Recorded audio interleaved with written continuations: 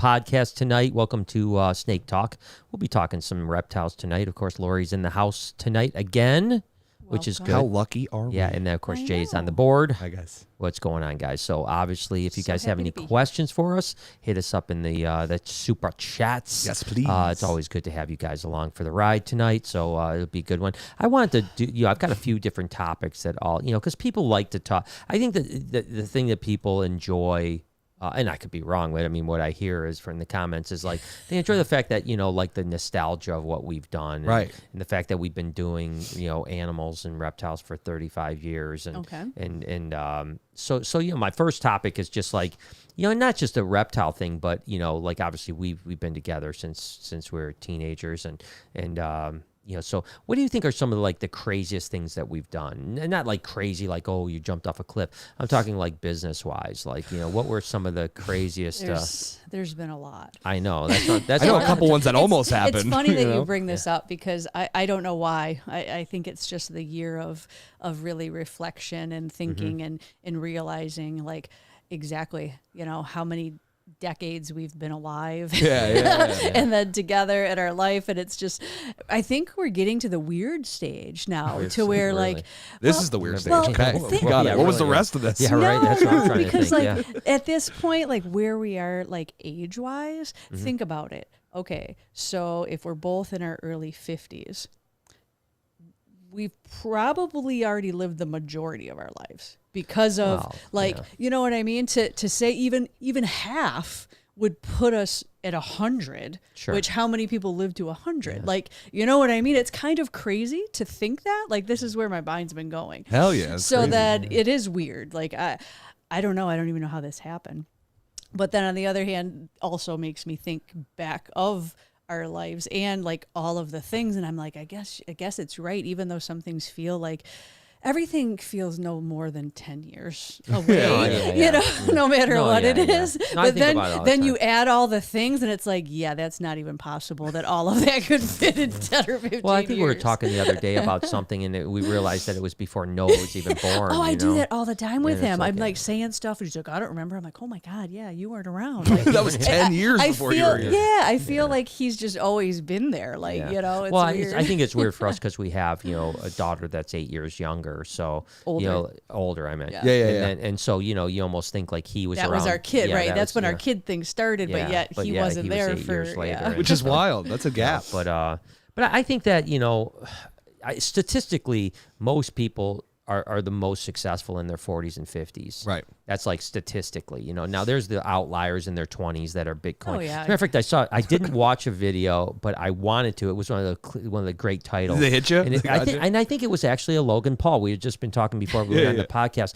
I think it was an impulsive, or it was one of those people I follow. Right. And it was a guy that was a millionaire from Dogecoin.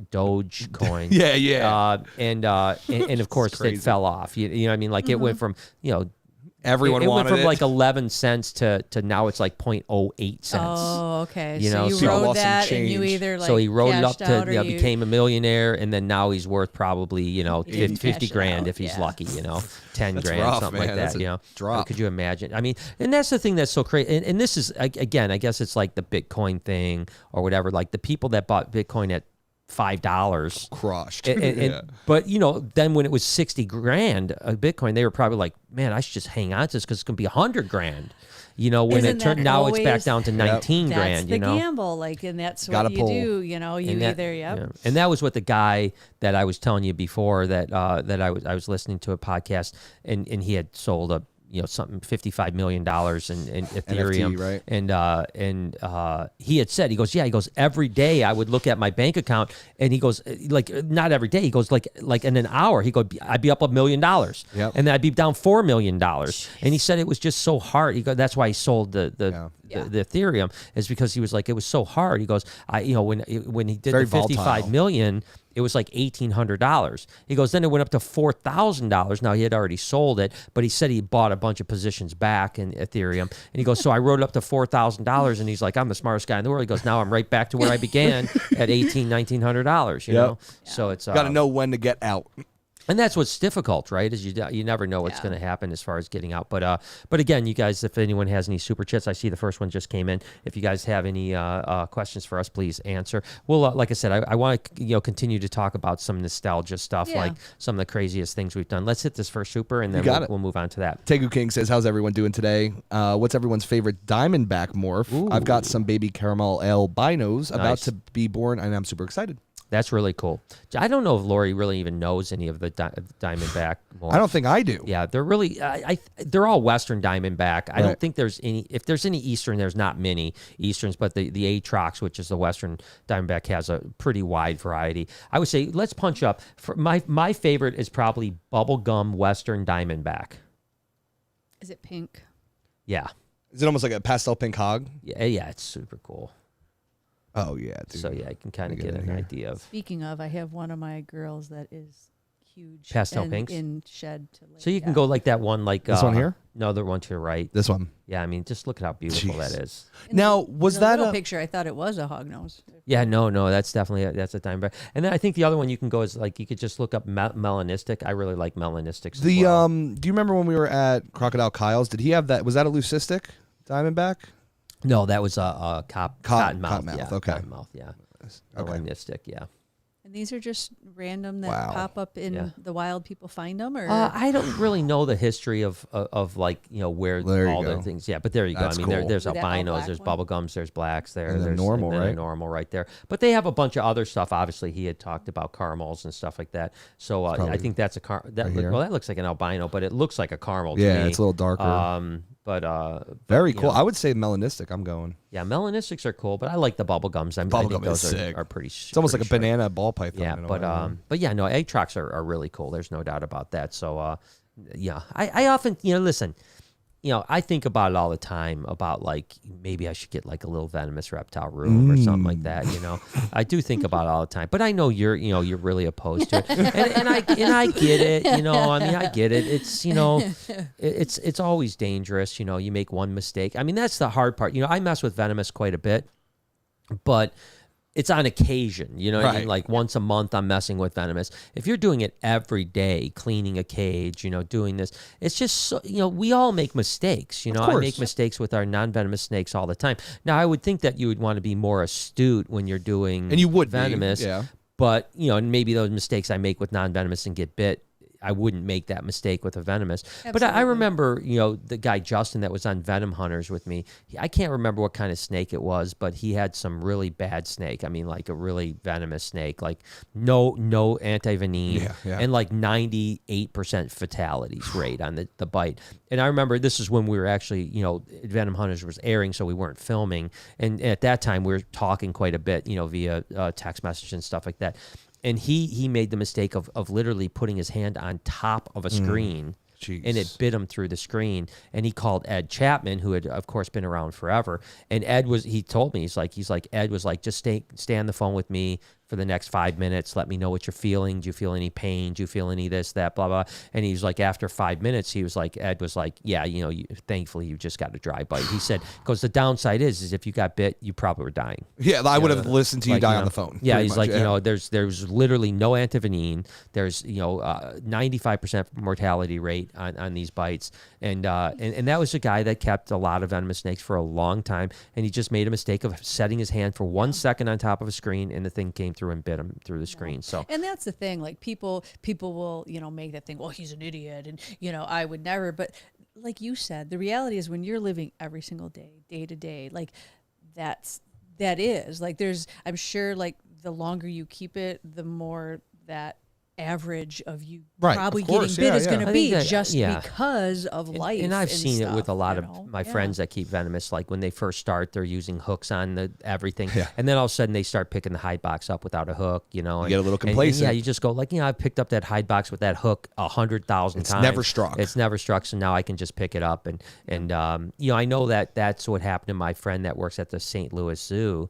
When I visited him a few years back, and he had been a keeper at the Fort Worth, Dallas Fort Worth Zoo for 30 years. Steve Hammock, remember Steve Hammock? Yeah. And he'd worked in the venomous for 30 years, and then he moved up to St. Louis, and he got bit by a Massasauga rattlesnake. And what he said there were 2 of them in there, And he said he thought both of them were on the right side of the cage, and he picked up the water bowl, and one was on the left side, and it nailed him. It's the first time in 30-something years he got done. And he lost his finger, by the way. Yeah, makes sense. He lost his finger. So, and that's a massive saga, which most people think are very mildly venomous. But I still have the fantasy of, one day having, cobras and stuff like that. You can have all the dreams and fantasies that you like.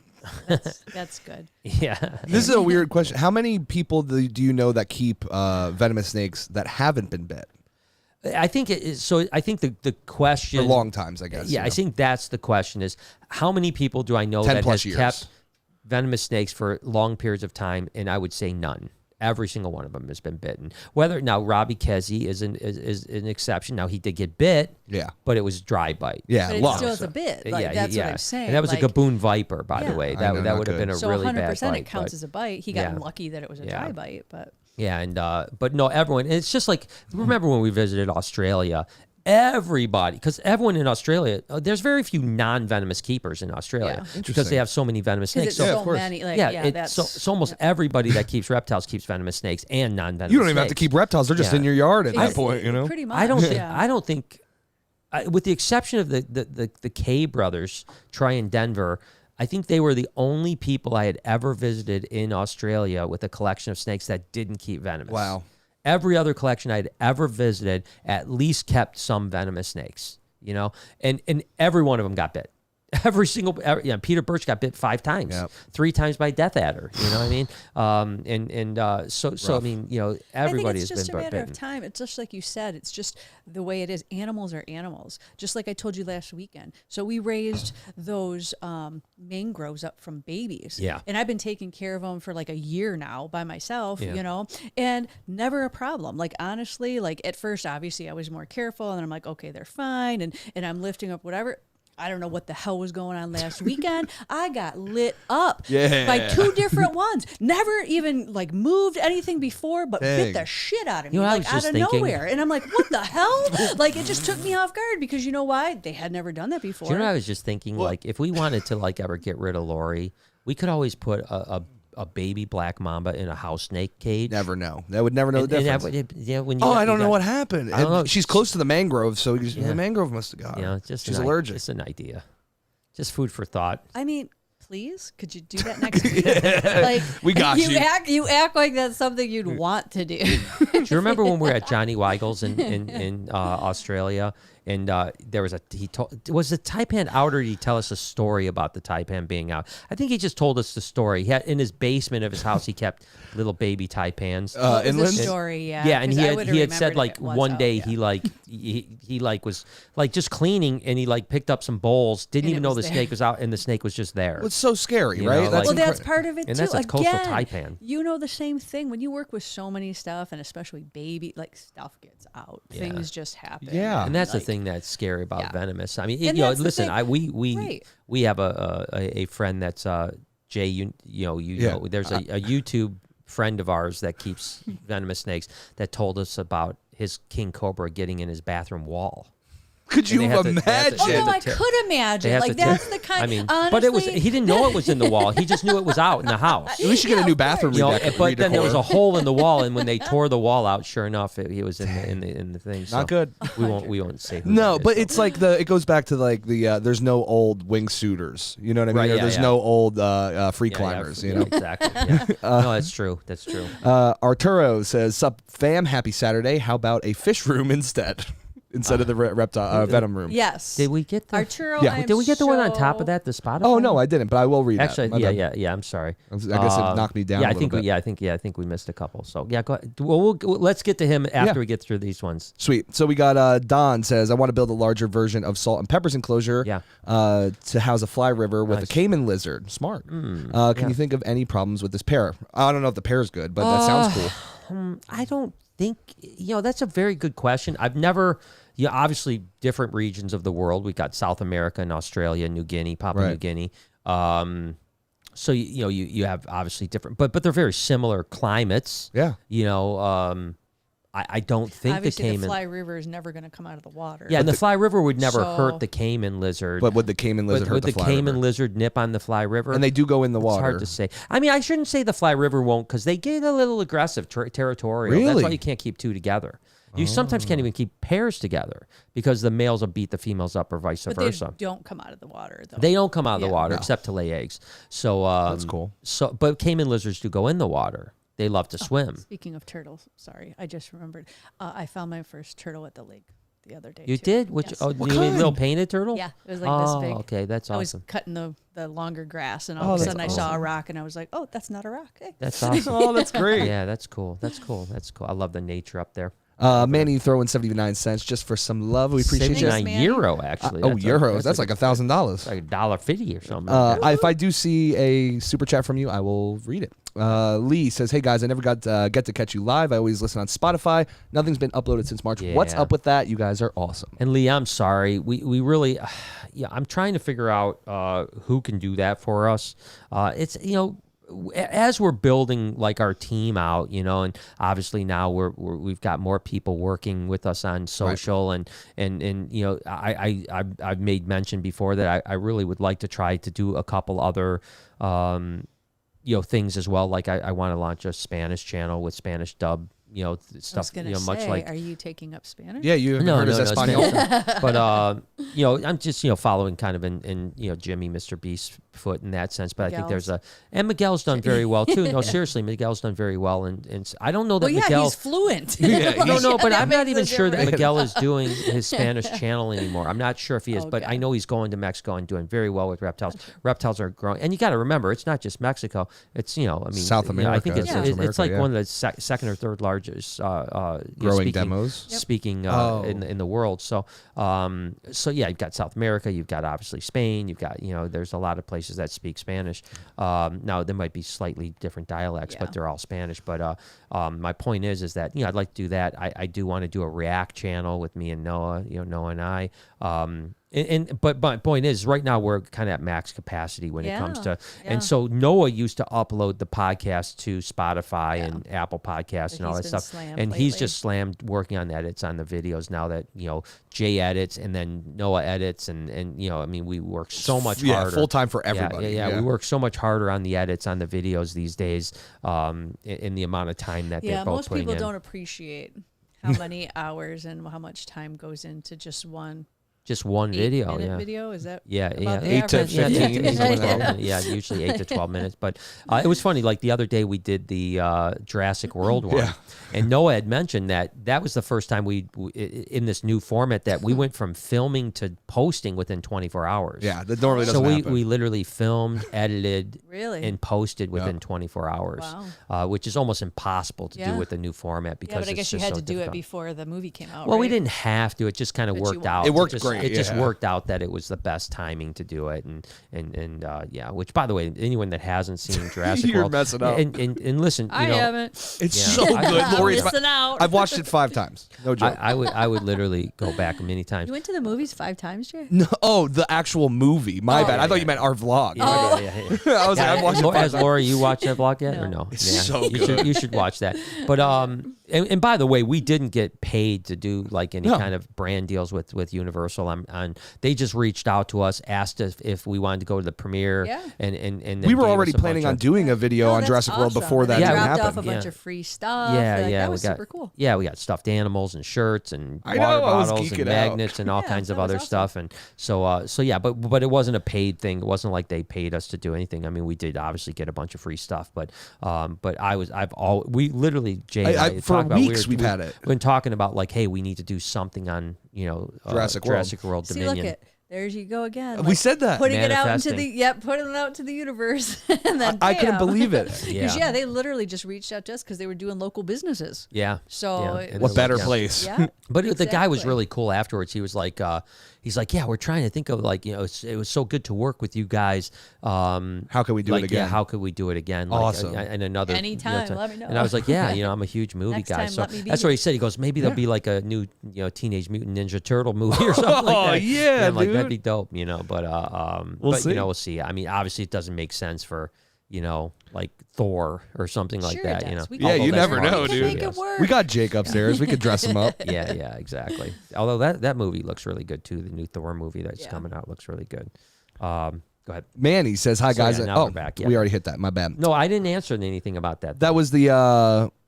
Okay. Hi guys. I normally watch you guys in my truck. I'm from the UK and can't wait to travel to the US to come and see you guys. Thank you, Manny. I appreciate it. Yeah, I know you read it, but we didn't respond to it at all. So I appreciate you, Manny, and I hope you can come to see us. Haven't had too many out of the country visitors since COVID, but I just read today that as of I don't know if I it's saw today or tomorrow. No more tests. Yeah. Yes. Isn't that cool? Let's book the trip. Well, I think that only pertains to the U.S. though. So like if we most of all the other countries have already dropped it on their end. They should. Yeah, we're like one of the last to do it, and that's what they were pushing. I'm gonna ask. You know, Greg Barrett is over in France, and they've been. By the way, it looks like amazing vacation. It's him and his girlfriend been there for 8 or 10 days all over the place, and don't rub it in. No, yeah, it's bad. But I haven't seen like not one picture of his with anyone with a mask on in the entire country. And, you know, so yeah, hopefully things are going back. It's to almost normal. Which I'm so not mad about, but now it's weird when you see a person with a mask. It is again, weird, yeah. You know, I was telling Jay that they're I catch myself, and then I catch myself too because if I'm like, "What the heck are you doing?" But then I'm like, "Stop!" Like that's what they want to do, right? If you're happy, I'm happy. You're obviously doing it for your own personal comfort, and that's fine, you know. But like, it is weird. Like I just noticed the last little bit that now that's how it is, which makes me so happy. Yeah. Well, I was telling Jay, we were just talking about this today. You know? Yeah, literally. And interesting. Punch up really quick. Just punch up coach for the Boston Celtics. I'm just curious. So if any of his pictures have it? Yeah, I guarantee you it does. So this is funny. If it's here, I want to see. It maybe someone even knows the backstory to this. It's the guy right green in the middle. This guy? To right one more time. Okay. One more right. This that guy? Yep, right there. Punch it. See that mask? This is how he's wore the mask the entire pandemic. Honey, that's so many people. No, but what's weird now is nobody in the NBA wears masks. But you know what?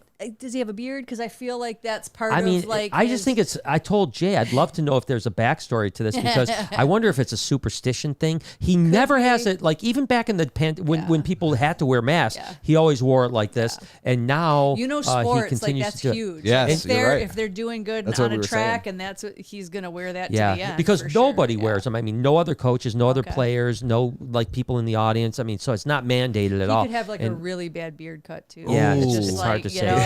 But too bad hard with the trim. I just find it. I wish someone, if anyone in the comments knows why he wears it like that, I'd love to know because there's got to be a story behind it. Well, so many people, like you said, which is hilarious to me, and which I also get. Like you're making your statement, like, okay, I have to wear it.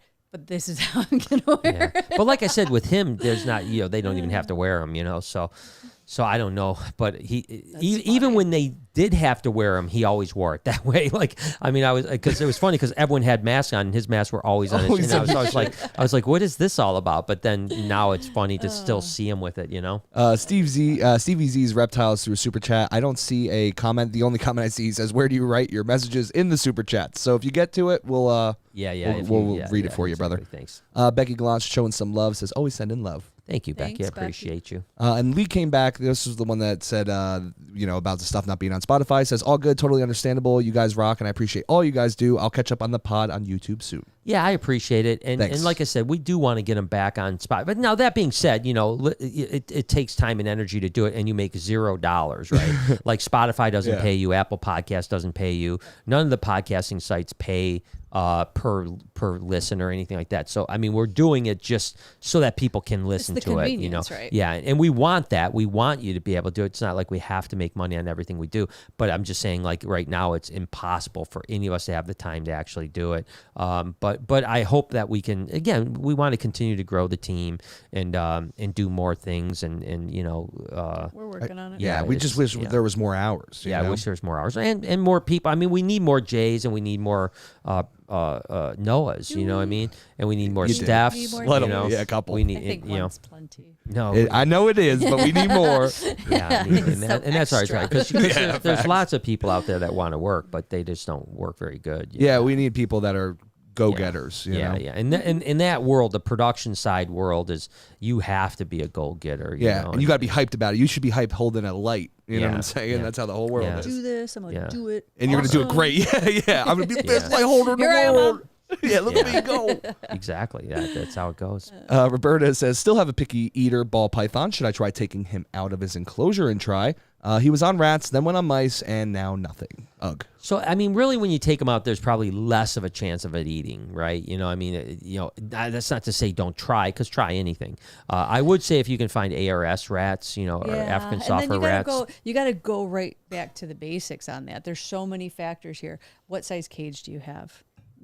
What are the temps? What are what I mean? Because the hiding spots. There's so many things that might be easy. But the fact that it was eating rats, then eating mice, tells me that it's probably just on a little bit of a hunger strike. Yeah. And like ASFs, the African softwares are probably a way to break that, and it works like crack for ball pythons. It's crazy. But they can sometimes get stuck on them. Yeah, that's the really? whole thing on that. And if they only want them, then you're stuck with only having to get them. Well, that's what I'm saying. If you have a good source for ASFs, then go for it. But sometimes I know a lot of people, like Jason, my buddy from St. Louis, he had it happen. His ball python went off food. He got an ASF, it ate that, and then went right back on rats. And you know what? You have to realize, too, if you're talking like an adult snake here, like in the wild, these things do not eat every week. They go on fast. They go on. Right. So unless it's something to where it's going 6 months or, you know what I mean? And I think a lot of people worry a little too prematurely on stuff too. Well, especially if it's only been a few weeks or something like that. But what people have to understand with Africa, West Africa, is that they go from binge feeding. So we're really, to be honest, when in Africa, oftentimes a ball python might eat 2, 3, 4 times a week. In Africa.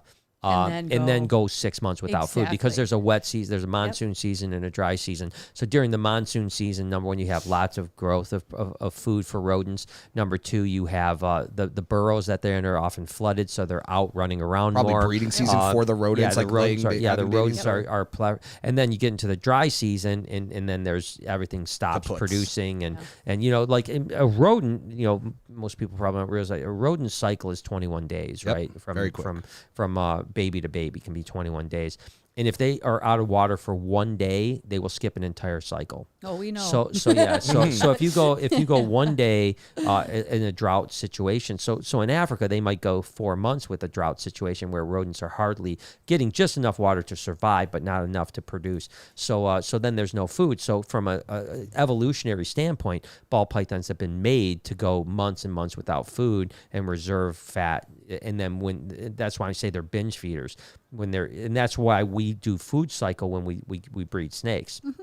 And ball pythons in particular, because during that season when they're starting to breed is the monsoon season, and they're getting food. Some females might be eating almost every single day. Yeah, and so we're doing the same thing.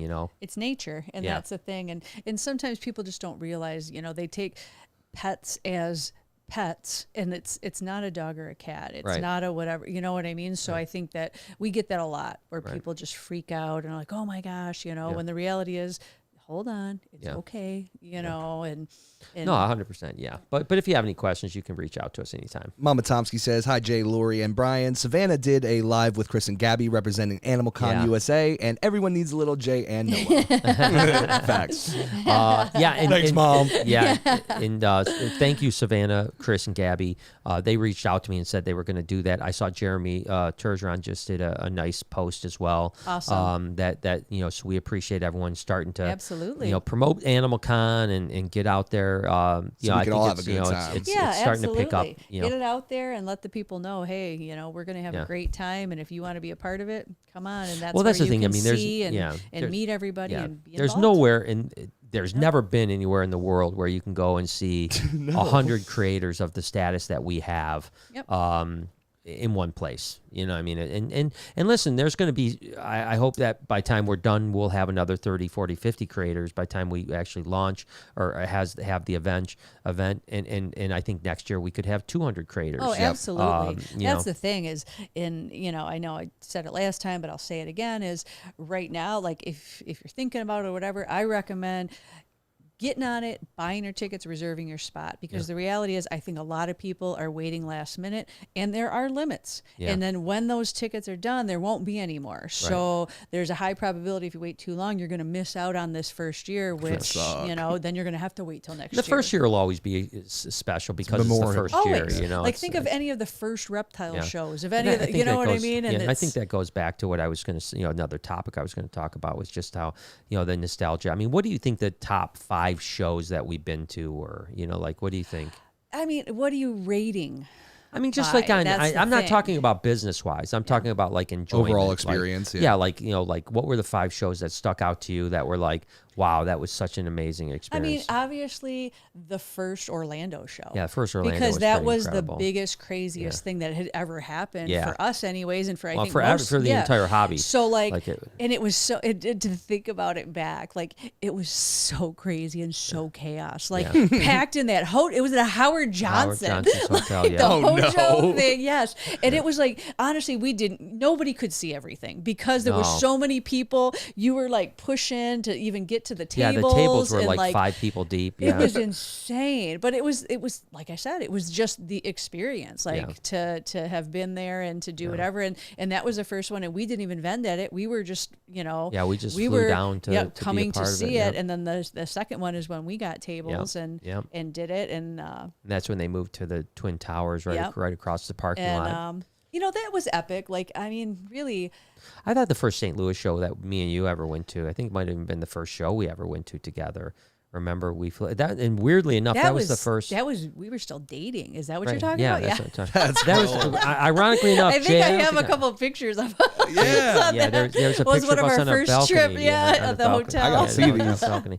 Ironically enough, it was the first time I was ever on a plane. Really? Oh, yeah, that's right. That because you had driven to that one show. The planes were, this is how, a long time ago, boy, we're getting old. There was smoking on the plane. Hell yeah, the good old days. Literally. And it was, I don't remember the airline we took down there, Southwest or something like that. But it was, there were bench seats, remember? No way. Where we like a van? Yeah, it was because it was Dennis, John Turpin, me, and you, and they sat and we faced each other. We were in the back because it was we were cool. back like by the bathrooms. Yeah, it was right. Actually. Yeah, it was back to back. Yeah, so and I remember it's like it was the first time I ever took off in a plane, and I remember being a little freaked out at first, like that experience of like whoa, you know, like it was like, but it was after that it was fine, but that was the first time I ever had the benefit because my dad had moved to New Mexico when I was a kid, so I had flown a couple times. Yeah, and I was always broke as a kid, so my parents never flew. I mean, like we never went. Like I wasn't one of those families that like went to Florida. I mean, right. Like literally, I don't think that. I mean, I think that until I was 15, I had only been to Ohio and Michigan. What a shame. I don't think I'd ever been anywhere. Well, I think it was the besides same. The only reason I did, like I said, is because my dad had moved there. And he flew me and my brother there to go see him. It's weird that, traveled all over the world. And the first time we went to go see him, actually, my grandpa, you're right. It was, this steps back to my childhood. It was a cargo van that him and my grandma drove with a mattress in the back. So it was me, Bobby, Robin, Kelly, and Michael, all in the back of a cargo van on a queen-size mattress. All the way to New Mexico. From Detroit to New Mexico. Sheesh. Yeah, that's hard. Back before laws were invented. Exactly. So, Spooky Tuesday says, I'd like to see a video about your employees' pets. Interestingly enough, I don't know. A lot of my crew don't keep many animals, like just a few animals. You know what I mean? They get their share here. You know? Honestly, right? Yeah. It's so, like us, I'm the same way. I agree. Tiffany says Sizzy hasn't ate since March 28th. She ate one time and an ASF didn't work, but she's not losing weight, so she's okay. And Kizzy comes out the egg soon. Yeah, it's been a while. I hope that goes back onto food soon for you. I really do. I mean, at that age, I don't like them to go on fasting strike. It's young. I don't know what this is. It was an albino ball python we sent her, but it was last year's baby. So normally, I mean, they could go on a food strike possibly at this time. I guess a year old, they sometimes will do that. But I sure would like to see that animal eat. Heck yeah. You know? Yeah. JG says, I love Lori. She's sarcastic, cynical, and deadpan, the perfect antithesis to Brian. Yeah, no, it's definitely the opposite. Yeah, it's definitely the opposite. So after, St. Louis and in the first Orlando, I'm thinking Maryland, the first Maryland, probably the one in the hotel, probably. Yeah, the first one, because the Comic-Con was there. We had like the Trek, like that was the craziest thing ever, and it was like around Halloween time too. It was like the wait. So what happened? So Comic-Con was there. So you had what? Trekkies and stuff. Yeah, we had Checkies and Trekkies. Yeah, there were all the Comic-Con-y type of people were dressed up and When was this? Was this not that long ago? I guess, right? Like, what? 10 years ago? Oh my gosh, no! This was 25. I didn't even know Comic-Con was going on that long, man. That's crazy. Well, obviously it was some kind of. Yeah, it might not have been a Comic-Con because it was obviously but it could have been a Comic-Con. I don't know. But it was like a convention for for people, for nerds, all that stuff. Yeah, I get you. But yeah, no, that was fun. Although I did enjoy. I guess that's the thing, and that goes back to why Animal Con is going to be so interesting this first time, is it seems like almost all the first shows were the most nostalgic, Absolutely, because they're the most fun. Like, you know what I mean? Well, you don't know what to expect. Kind of renegade, Yeah, you don't know what to expect. Like, we did the first Anaheim show. Remember, we flew out there, and we met my sister and her family. Well, honestly, we flew out there, like, just for fun. This show's going to suck. We're not even going to make any money. We're going to make, this is our first family vacation ever, actually, is what it was. Because we brought the kids, and his sister met us, and we like went to Disney and to the Knoxbury Farms. Knoxbury Farms thing. So we were just like, whatever.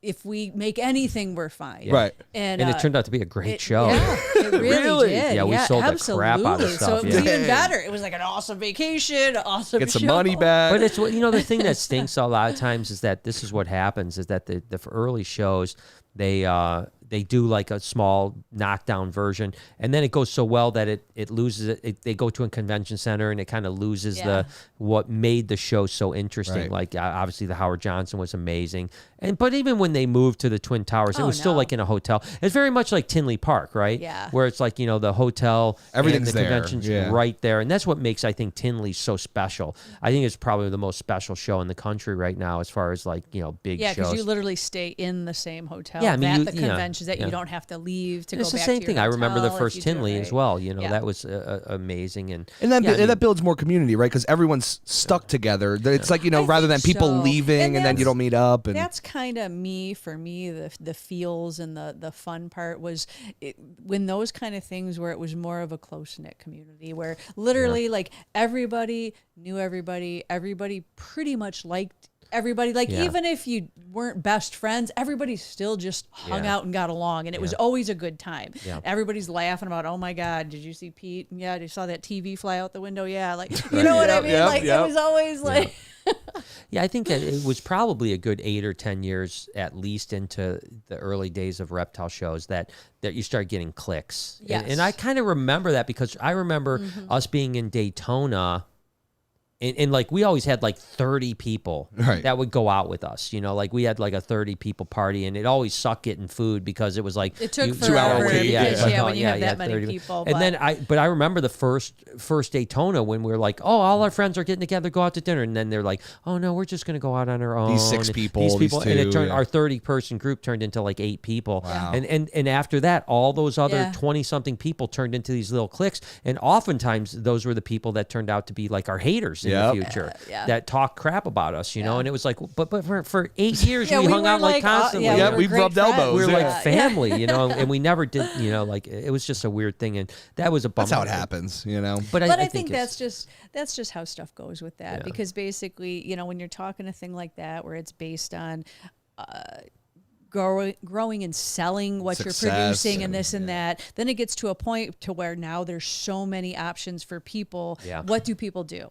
The number one thing most people do is, okay, well, I'm going to start shit talking people so they don't buy from them and they buy from me because I need to make, you know what I mean? Exactly. Because it is like everybody has to do their own business motto of what they're going to do. And unfortunately that is what a lot of That's people the easiest one is to just be shitty. And back in the day, we used to dominate shows so much, I mean, it'd be easy for us to be a target to get shit talked about. Because we took a lion's share of what the money being spent in those early days. Right. So, yep. Eric says, hey, just sending some love. Sorry to hear about Bruce. By the way, I love when you collect ball python eggs. It creates excitement to see what's going to hatch. Well, good. I'm glad that you like it. you know, it's the season for it eggs, is the season, eggs, and we're gonna show as much as we can, and we're gonna find out. You know, I mean, the interesting case study here is that will like in a month, everyone still feel as excited about eggs as they do now. Right. You know Will 100K video well, still get that that? Conversation. That's how that goes. Like even for us in general, you know, in the beginning, every year it's like, oh, this is so exciting, and then it wanes, you know, and then hatch. Oh, this is so exciting, and then it wanes. Like, oh shit, there's more stuff I can take care of. Well, I think we have to do a good job of like again. I think we shoot the collection, the ball python or colubrids eggs much tighter now. Yeah, I mean, it's like 30 seconds. How did that one go? Which where one? you did the from the egg cutting? Yeah, it did good. It did, I think it did from well. the breeding to the whatever. I think people liked it. I mean, the video itself did well, and I like the format. We just finished another one. Well, we didn't quite finish it. We finished the egg part, the 67-day. Or no, we didn't actually, because they haven't. You're right. I didn't even think. Yeah, that's we right. Cut they still got to. They got to still hatch and shed and come out. Yeah, those scissors are cool as hell. Yeah, but psychedelics? Now I'm not using those now. I'm doing a different type of. Oh, it's so technique. cool! His new cutting technique. And trust me, like the a comments, bandsaw. you know, comments. I feel. Yeah, I like it. I feel bad because obviously Billy from Mutation Creation, who's a friend of ours, is the one that created this. And what happened was I saw an Instagram post, not of Billy's, of another guy that obviously learned from Billy, you know, doing it. And what they do is they take the egg and they like.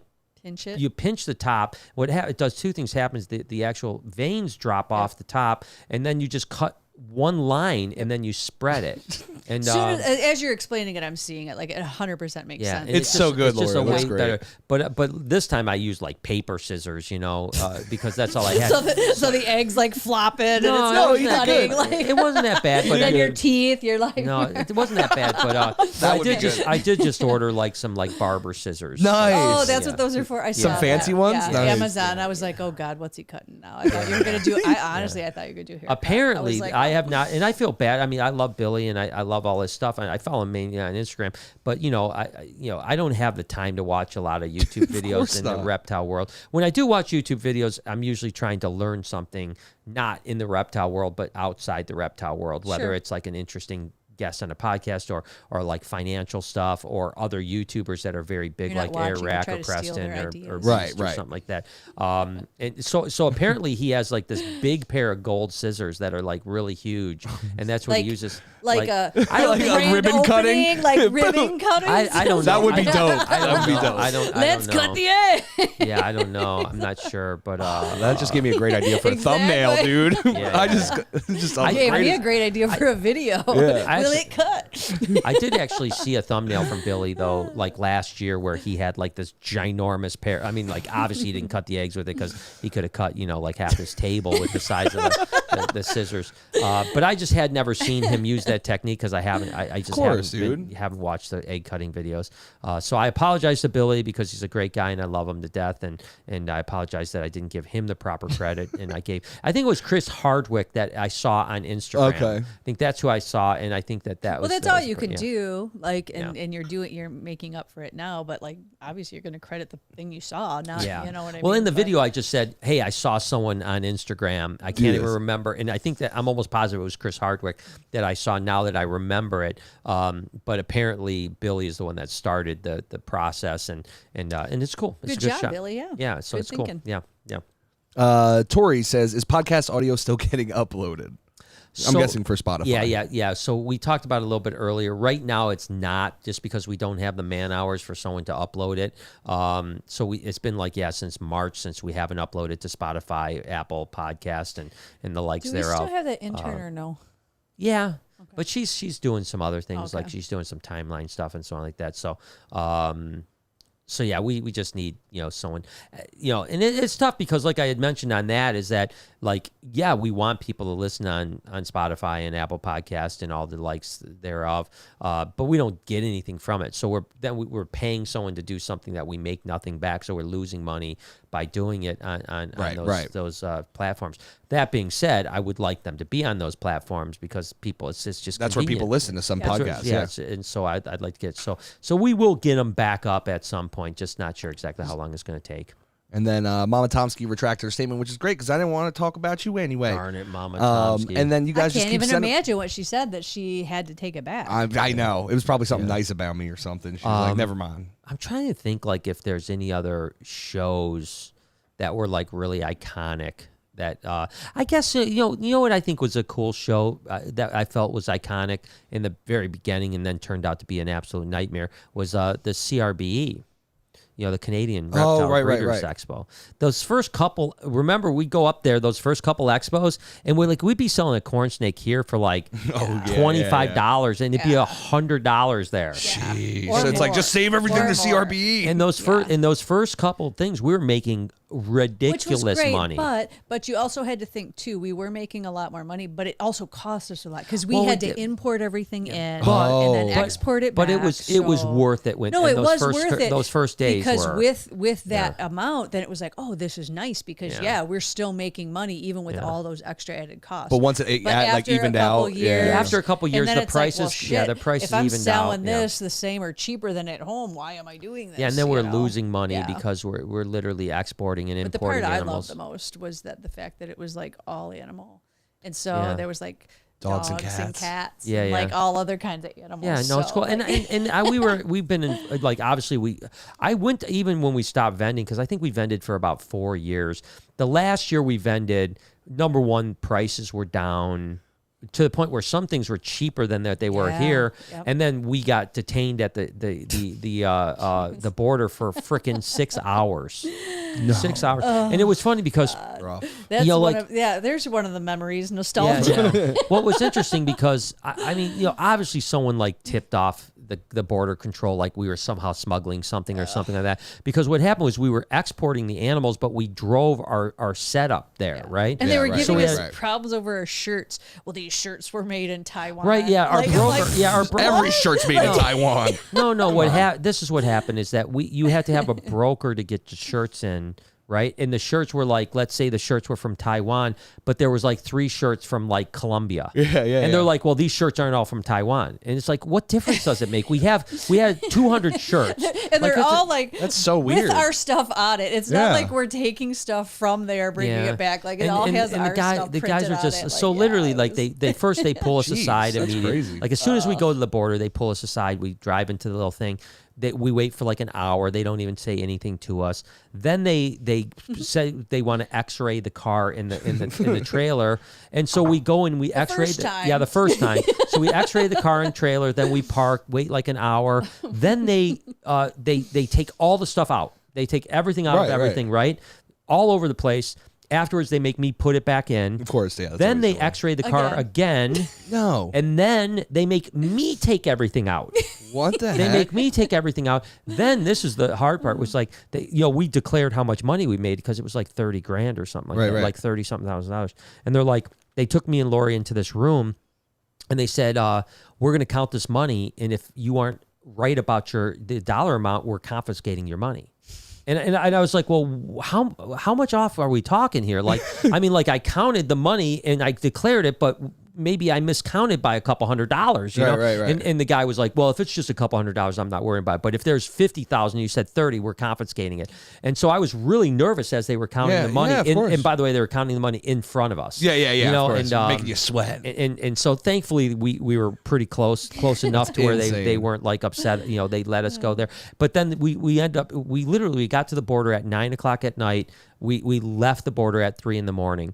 And after the 6 hours of going through all this, I'll never forget, because first off, we were sitting in the room like the thing. You could only imagine. Oh, okay, Jay, the steam coming out of the ears. You know what Brian was at that point. Just that ringing in his ears. And this is one of the reasons why I kind of have PTSD about going through customs. It's because like when you're in customs, you're not in prisoner. You are a prisoner, and they can keep you up to 72 hours with nothing. And it was funny because you could hear, we were the only people in the place, because now it's like 2 a.m, and literally the one guy that was the complete dickhead, U.S. Customs, by the way. We're the worst. He literally says, you can hear him saying that, these people think they're leaving tonight. Oh my God, stuff like that. And then like an hour goes by. It's now like 3 a.m, and he literally just calls us. He goes, Brian, come up. Barczyk, come up here.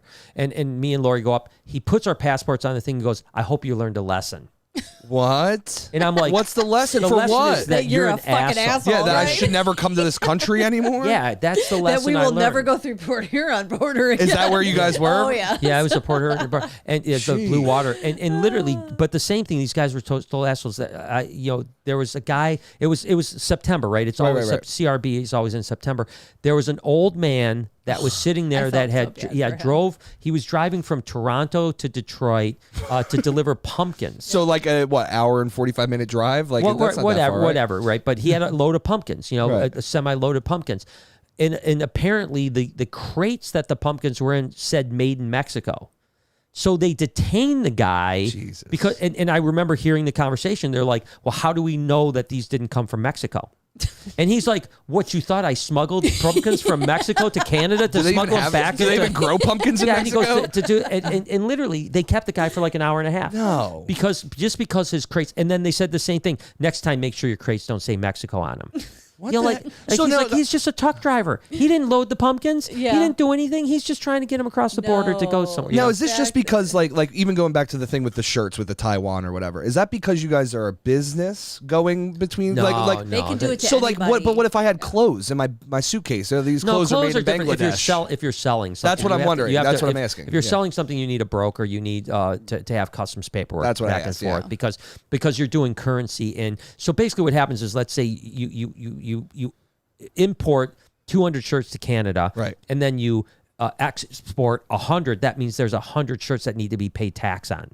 Yeah. Right? Yeah. So everyone's trying to get their money. Yeah, that's the way they keep the track of it. Whereas if so business was done in this country, we deserve a piece. Right? Of it. Yeah, exactly. And so you have to broker things in and out of everything. And so like that was the last year we did it. We're done. We're like, but that was it. and then I went every other year until COVID. Like I went to the show, and then we are invited to go this September. But I don't. I mean, I think I want to go, but the promoter wants us to do like a escape off where I like build, and I don't know that I want to do that. Like a competition, type of thing. Like I'll go and do a talk, or I'll go and just hang out, but I don't think I want to do like a competition of who can build the best cage.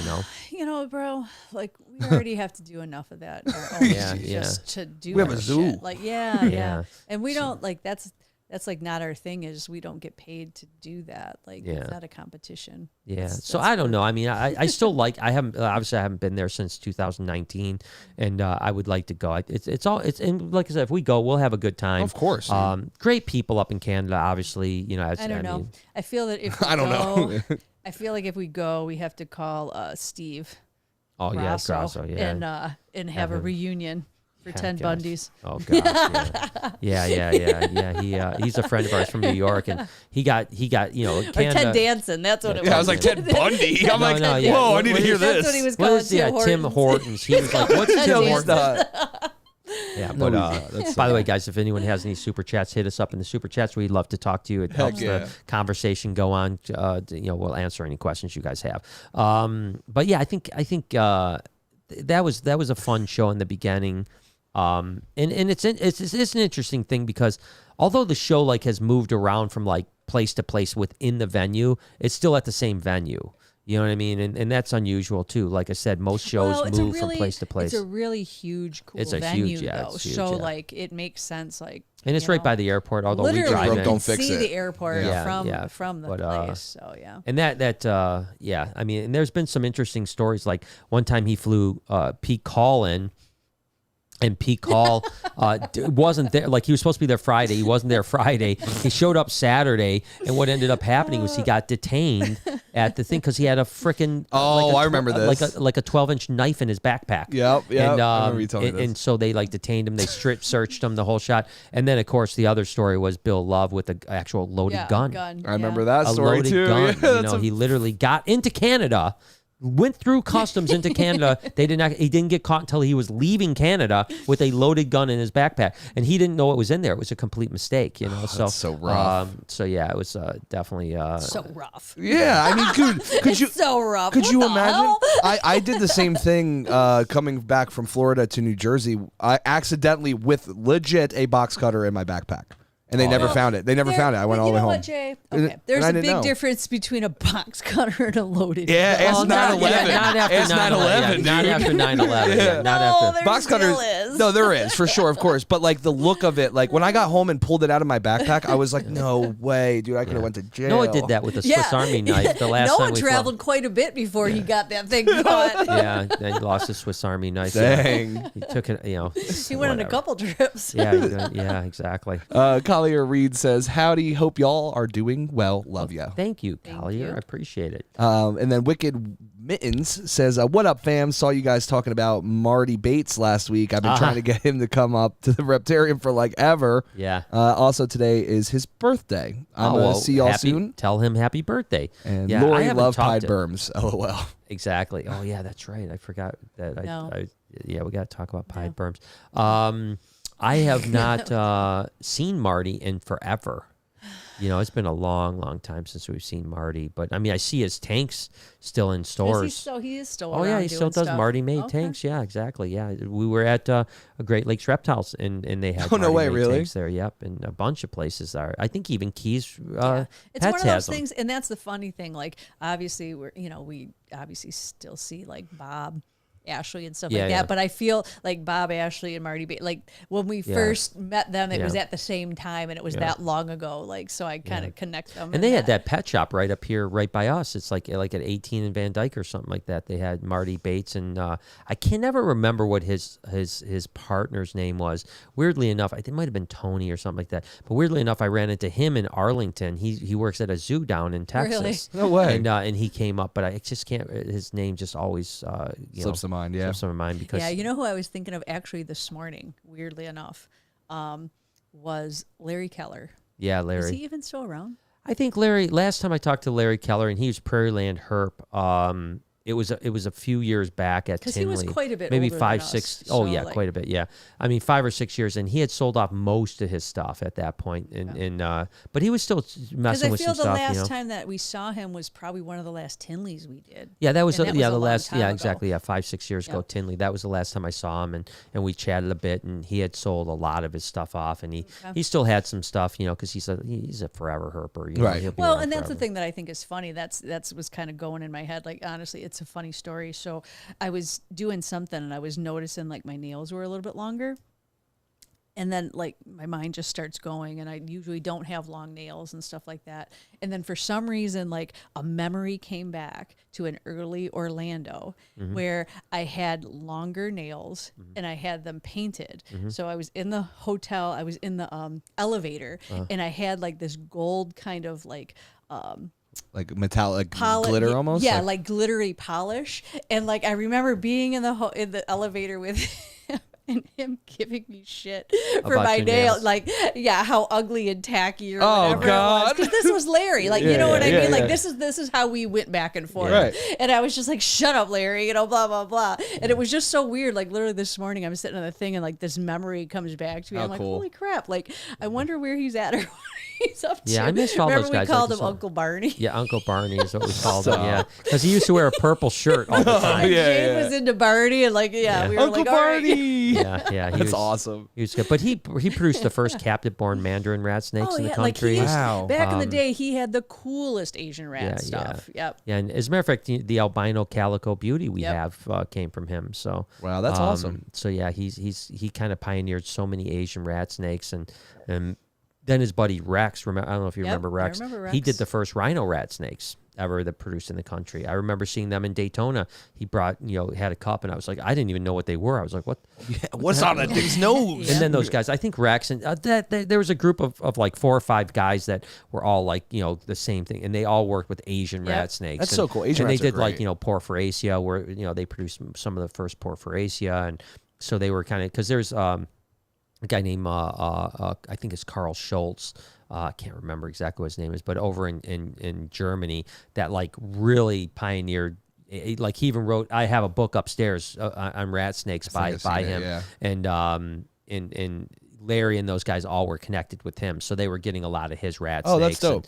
And I'm sure he's still around because he's been crushing that game for a long time. Black Dragon Canada says, come to CRB, buddy. Come play with the Dragons on the way. Hope all is well. Yeah, I definitely and I've obviously follow Black Dragons on Instagram, love their stuff, and he has a whole bunch of really cool animals. So I would love to do that. So let's stay in touch. Seriously, I would love to come visit visit your place. I mean, if we're going to be in Canada, we might as well hit a couple collections out there too and do some fun stuff. Carry a barrel so I appreciate your invite, man. I really do. And I think I'll go. I mean, unless something dramatic changes between now and then, I think it'd be a really fun time. Maybe go to Niagara. You've been to Niagara? I've been to Niagara, but I'm down to go again. I wonder if Noah's I don't think Noah's ever been to Niagara. Oh, then let's go for him. Yeah, that's great. That's a good excuse. Kind of cool to go. You gonna come? Yes. Yeah. Yeah, I told you you're not traveling without me. So okay, good. It's a given. Oh, good. Perfect. But then I also have say. So just so you have say in what? You can't plan stupid trips. Yeah. Cynical? Yes, I am cynical. What are you talking about? No. How about the Congo? Can we go with Congo? Yeah, we got plans. Well, Drew Binsky wants to take me to the Congo. Who's Drew Binsky? Who's Drew Binsky? Come on. What rock have you been under? Yeah. I don't know. He's the guy. He's my friend that's traveled to every country in the world. Enlighten me some more. Do I know him? Have I well, met him? he came to visit. Yeah, if you were here, I met him more. You didn't meet him, no. Well, but I followed him for like. You don't know him? I've never met him. I've been following Drew for like 10 years. You've probably heard Brian talk about him 1,000 times. talked. For sure, I talk about Drew all the time because I love his adventures. Is this the traveling wander guy? Or whatever? Sure. He's a traveling one. He's wonderful for sure. I don't know. He was. Where was he at? He was in Iceland. He was in Iceland. Did you meet Drew? I think he did. I think he did meet Drew. I feel like you were here. Isn't he like an adventure or something or another like that you've been following on? Just like in the last month or so, he came to visit. No. Brian, just help me out here. Just I don't know who you met, Lori. How do you follow him? He came to visit and he did a video. Yeah, that's what Drew. Him? I don't know him. Yeah, he wears his mask like Drew Binsky. Yes, you see. There's this feller. Did you meet him? He looks like a lot of guys. I might have met him. He does look like a lot of guys. I agree. I thought the same thing when I met him. I'm like, you look like a lot of guys. Is he like a vlogger or something? He's a vlogger, man. Yeah, he vlogs his travel. Yeah, like I feel to every country in the world. Yeah, I kind of think that I did meet him. Young Drew. Yeah, I think I did. I think you did meet him. I feel like I remember him talking to you. Yeah. Big announce cement. That's what you call a hard to read thumbnail. I wonder what that big announcement. That's an interesting. I like it, Drew. It's an interesting thumbnail, man. That's interesting. We should cut him out and put him in new places. Got 492K on that. Nice shot, Drew. That was in 2020. Yeah, that's old days, man. No, that's yeah. So, anyways, he wants to take me to the Congo. Yeah. Well, I already said any and all travel needs to be brought through me first because I got to do one of those employee sheets now. 100% good. I'm glad you're aware of what they are and where they are. Now you can't hide behind. I don't even know. Can I request Monday off, please? Where's the sheet? Where's the sheet? 2 weeks. You need 2 weeks. Chances, 2 weeks. Sorry. There's too much going on that day. If I can't cover your ass, no. Yeah. Well, I don't think I'm going to be doing very much traveling through August. That's for sure. You're not wrong. Well, if you are, I'm part of it. So there you go. Well, we'll see how it goes. Roberta said, and she came back to say that the enclosure is a 65-gallon. It's big. It is big.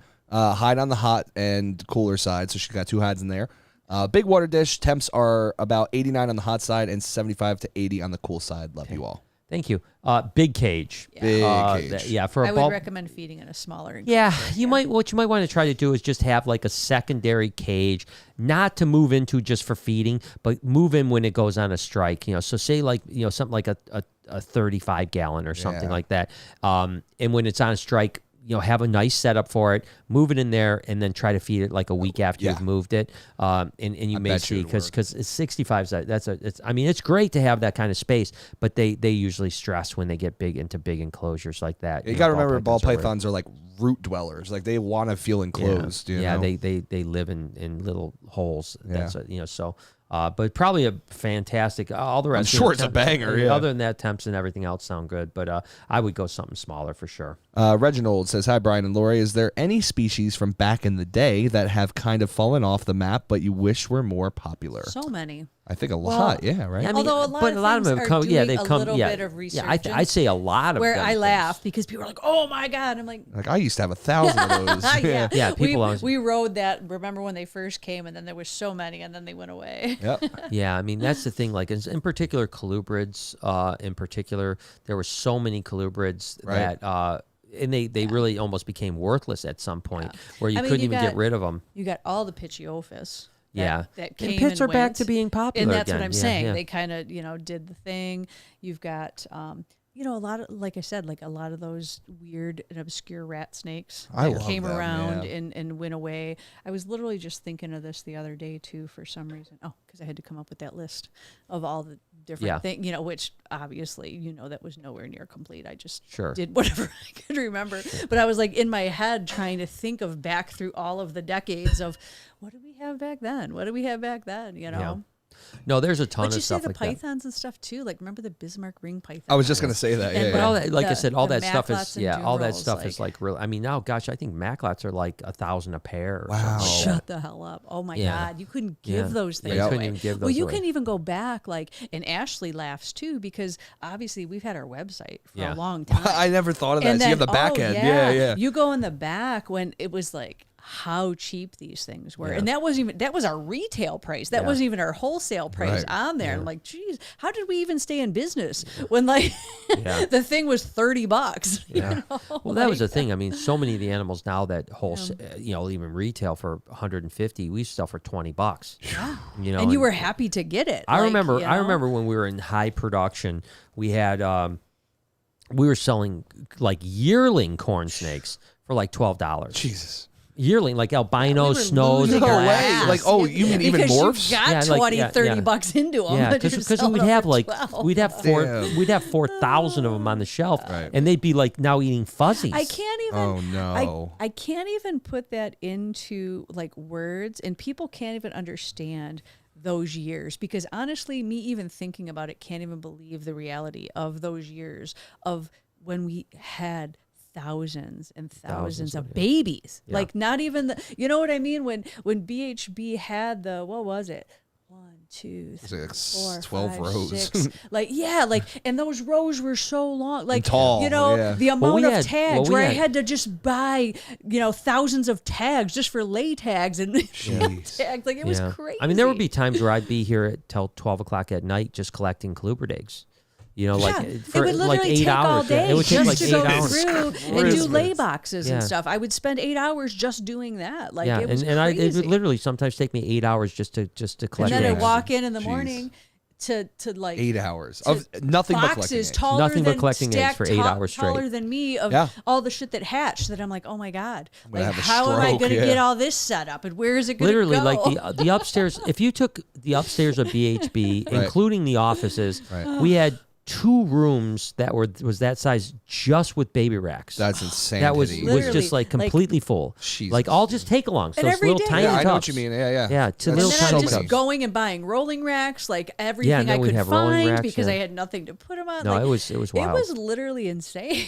Yeah, that sounds absolutely batshit. That sounds crazy. I got a little bit like obviously we got out of it, but I got like, and you said the same thing. We went and visited John and Amy, and we're like watching them, and I got a little bit of like heart palpitation. Oh my God, this is like bringing me back. Yeah, I just can't imagine because obviously I've watched you collect a lot of colubrid eggs and stuff. Yeah, and to think, it's. I mean, you're talking like, I mean, if you weren't filming the clutch, it probably takes you 2 minutes at the tops per clutch. I mean, 8 hours of that is well, there'd be crazy. Hundreds of clutches. Yeah, that's crazy. Hundreds of clutches a day, every day. And then, like I said, that's not even the worst because he complains about that. But each of those clutches, I know. Some of those have 20 to 30 things that hatch out of that need an individual enclosure, right? So with those boxes of hatchlings, and each one needs a tub. Dude, it's so true. The last couple of years, at least, we had wholesale accounts where, like Bill Brandt would take thousands of corn snakes right out of the egg. Out of the egg. Yeah, like he didn't want them set. He was like, I don't even want you to give him water. He goes, put them in a cup and ship them to me as is, and that helped a lot. So I mean, we weren't making any money on it because the wholesale was so cheap. Get them out. But that was the kind of thing. Like, then why are you producing them if you're literally breaking even? Yeah, you're doing all this work to just have them. Yeah, it was kind of like what we did with leopard geckos for those couple years when we had 8,000-9,000. I remember the first year I was here. Yeah, yeah, it's like you're literally like selling them for less than what it costs you to produce them and to feed them by a lot. You're literally losing money every gecko you sell, and you were only making money on the very top 10%. That was it, and you were losing money on the other ones. Now we've kind of buckled it down to where I think we're in good shape as far as, and we don't wholesale anything anymore. We retail everything, so it works out. But it's all better. crazy. That's all. Like I said, it's funny because in some ways I feel like we've lived many lifetimes. Like different iterations. There's a lot of iterations of our life, and we're about to move into really a next iteration. Stage 7. Stage 7. And this is definitely the scariest of the iterations, because we're going to be moving into, with the aquarium, we're moving into something we've never done before. Right. So like with reptiles, I always say, like, I understand, like I set up the Reptarium 1.0, 2.0, and I felt very confident. Oh yeah, because I knew what. I still didn't know like how the animals were going to adjust and how everything was going to go. Yeah, of course. But it was pretty easy. But it was still our wheelhouse. Yeah. Whereas with aquariums, like, I don't know anything, and you're gonna have to trust somebody that does. Yeah, and you're gonna have to trust the very little knowledge that goes back to our way old pet shop days, which is still we kept fish. I kept fish, but I don't. But how the world is. It's probably completely different now. Like the things that you did back then, people are probably like, but that's not how we do it now. So you have to even like now, most people use sumps on big tanks. Right, there was no sumps back then. It was just like cotton filters, carbon filters. You just siphon it out every 2 weeks. Yeah, exactly. Yeah, it's just totally different. So it's going to be a big change, but at the same time, it's a very exciting. The risk reward's there, and that's what it is. Is that like it's a huge risk, but the reward is huge too. Yeah, I agree. Yeah. Sherry Lynn says, "Lady of the Mist." Yeah. Saddle Slothopus Octosloth wine. Yeah. So Lady of the Mist. As a matter of fact, I had a tour the other day that came in, and they had said they just went to Niagara. And, I did that. That's what it is. Okay, and we didn't. It's actually called Maiden of the Mist. Okay, we didn't do it. We didn't do we it. went. It was like January. It was so freezing But cold. I know Bob and Beck, my brother and sister-in-law, It sounds did horrible. do it. They got horrible. soaking wet. Yeah, it's soaking wet. But if you go in the summer, like, okay. But like you said, it was freaking like January or something. We weren't going to be. I remember when I went to Canada for the first time with my parents. Niagara's so strong that it kicks up a lot of mist. Yeah. So like my mom, this was like shortly after 9/11. So like my mom, we get there, she's like, Canada's on fire, freaking. Of course, out. Lisa did. Dude, it was so funny that we get there and it's like, oh, it's just the mist. But we were losing it. They're bombing. Yeah, that's how it cool, felt back though. then. We did some cool stuff. We went like underneath and I like did in that. the caves and all that stuff. And for us, like I said, it was all like kind of icy and stuff because it was like winter time. Yeah, they shut down. We went. I ended up going. We went back and did the falls underneath the falls. You did with somebody else, but you didn't go there because I know the one thing was like. Oh, okay. So I've been twice. Yeah, because I remember the one time I went. It was in the summer. Yeah, it was like September, and got to like. I think it was you and Robin and Robin. Yeah, Robin came out. Yeah. So that was my favorite part, going under the falls and in the caves and stuff. That was my favorite. Pretty cool. Yeah, so we went in the caves, but they were to actually go like step out and see the falls was shut down because of the ice. Oh, okay, that makes sense. So you couldn't do that. When Lori and I went, but I did it once other time. Well, we'll have to do it this next time. We'll do it. Yeah, for sure. Or I went 3 times, right? Because when we did it, actually, I didn't do it with Robin. I did it with Forrest and Miguel and Desiree and. So that was more recent. Yeah, that was more recent. Yeah, and that's when we it was hilarious because we jumped over the fence and went onto the edge of the cliff. Yeah, of course. And like it was like tourist season, like and Miguel rode the bull down. No, but everyone was just like looking at falls. like and literally like Forrest bought like this Canadian jersey. Like he was Canadianed up from head to toe. No, he wasn't, dude. Like a Canadian hat, a Canadian thing. I can't imagine because he's so tall and big that he was like so. It's like it was so bad, man. It was like he spent like $200 in the gift shop buying Canadian stuff. That's hysterical. And was wearing it. We got a great. I've got a picture. I'm sure it's on my phone. I remember that now, like if you find it one day, send it to me. I got to see that. It was great, and like I said, Miguel was with us, and that's when we got stopped at the border again. Well, it makes sense. But this time it was because of Forrest. No, because the guy told us at the thing, he was like, "Yeah, pull over," and the guy said something like, "This is exactly what he said." He said, "Yeah, Forrest, you don't have friends in U.S. Fish and Wildlife, do you?" That's exactly what he said, and I was like, "Oh, at least it wasn't me." It wasn't me that they're. I don't know nothing. That's why you liked Forrest, because like he was worse than you. So like it deflected. And I remember we were saying that we thought it was Miguel. I would have thought the same thing. That's what I just said. Like, oh man, Miguel, you got us in trouble again. Yeah. And they're like, no, it's the giant white folk. Yeah. So what can you do? Yeah. But that was we'll have to go back. That'll be fun times. Oh, dude, absolutely. I like it, and that shows. Like I said, it's an interesting show too. Because it's all an all animal show. I think he does like a monthly reptile show. I think just he does reptiles. Do a smaller thing. Yeah, and it's nice to see that's all back. Because I know Adam from Wicked Reptiles. He was just at a show last weekend. I think it was. And obviously we're by the border, so a lot of times our music stations are similar, Canadian and stuff.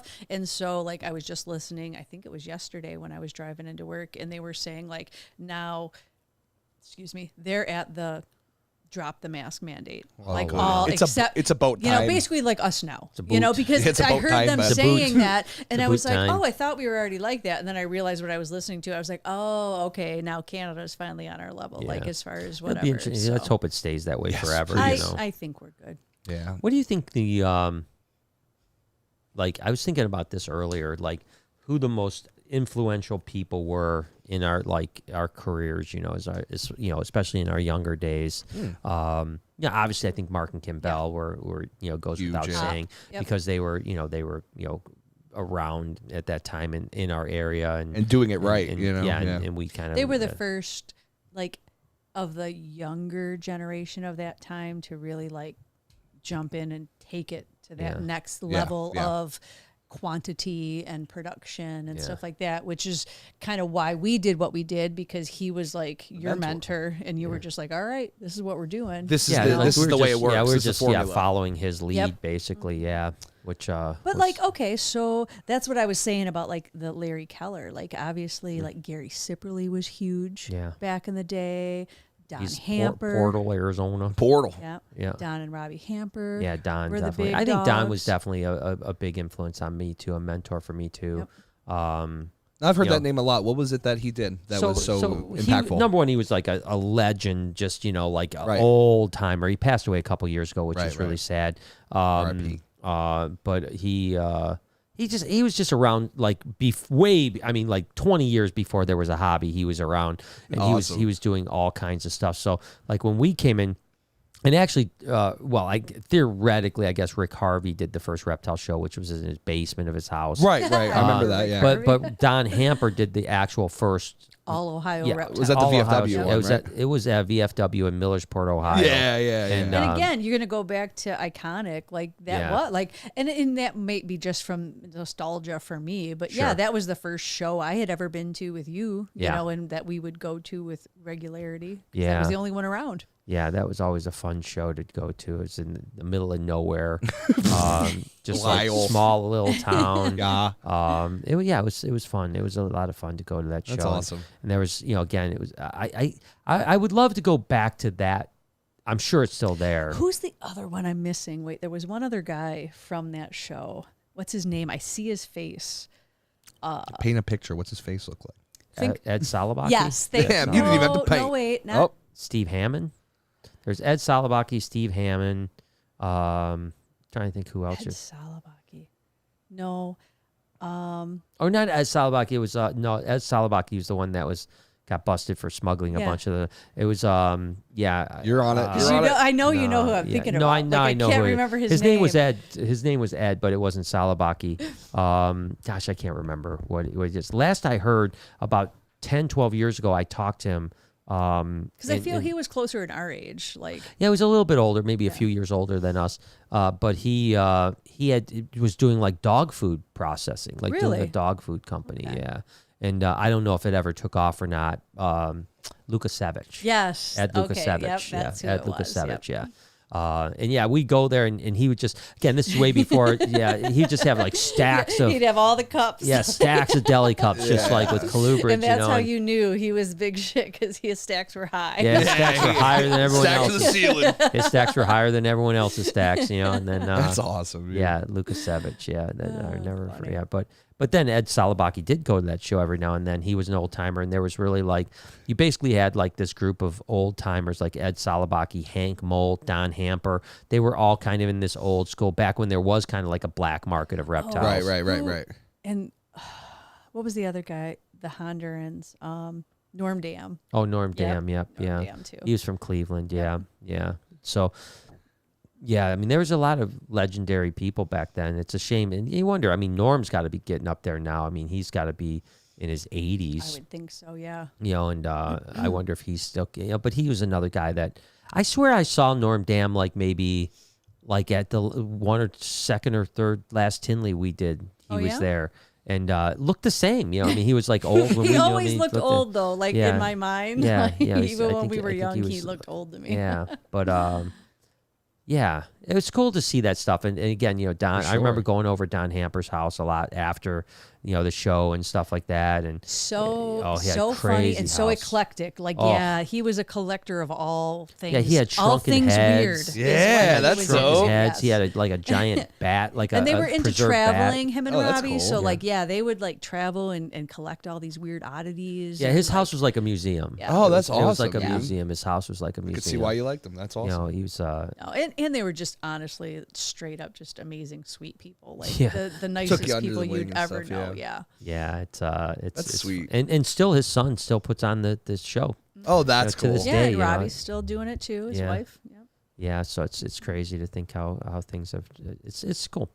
I mean, of course, dude, and it's neat to see. Like, I wonder how like this next generation of reptile keepers will take where they will take it. I mean, a lot of people, and like I said, this next few years is going to be very interesting to me in the reptile world because.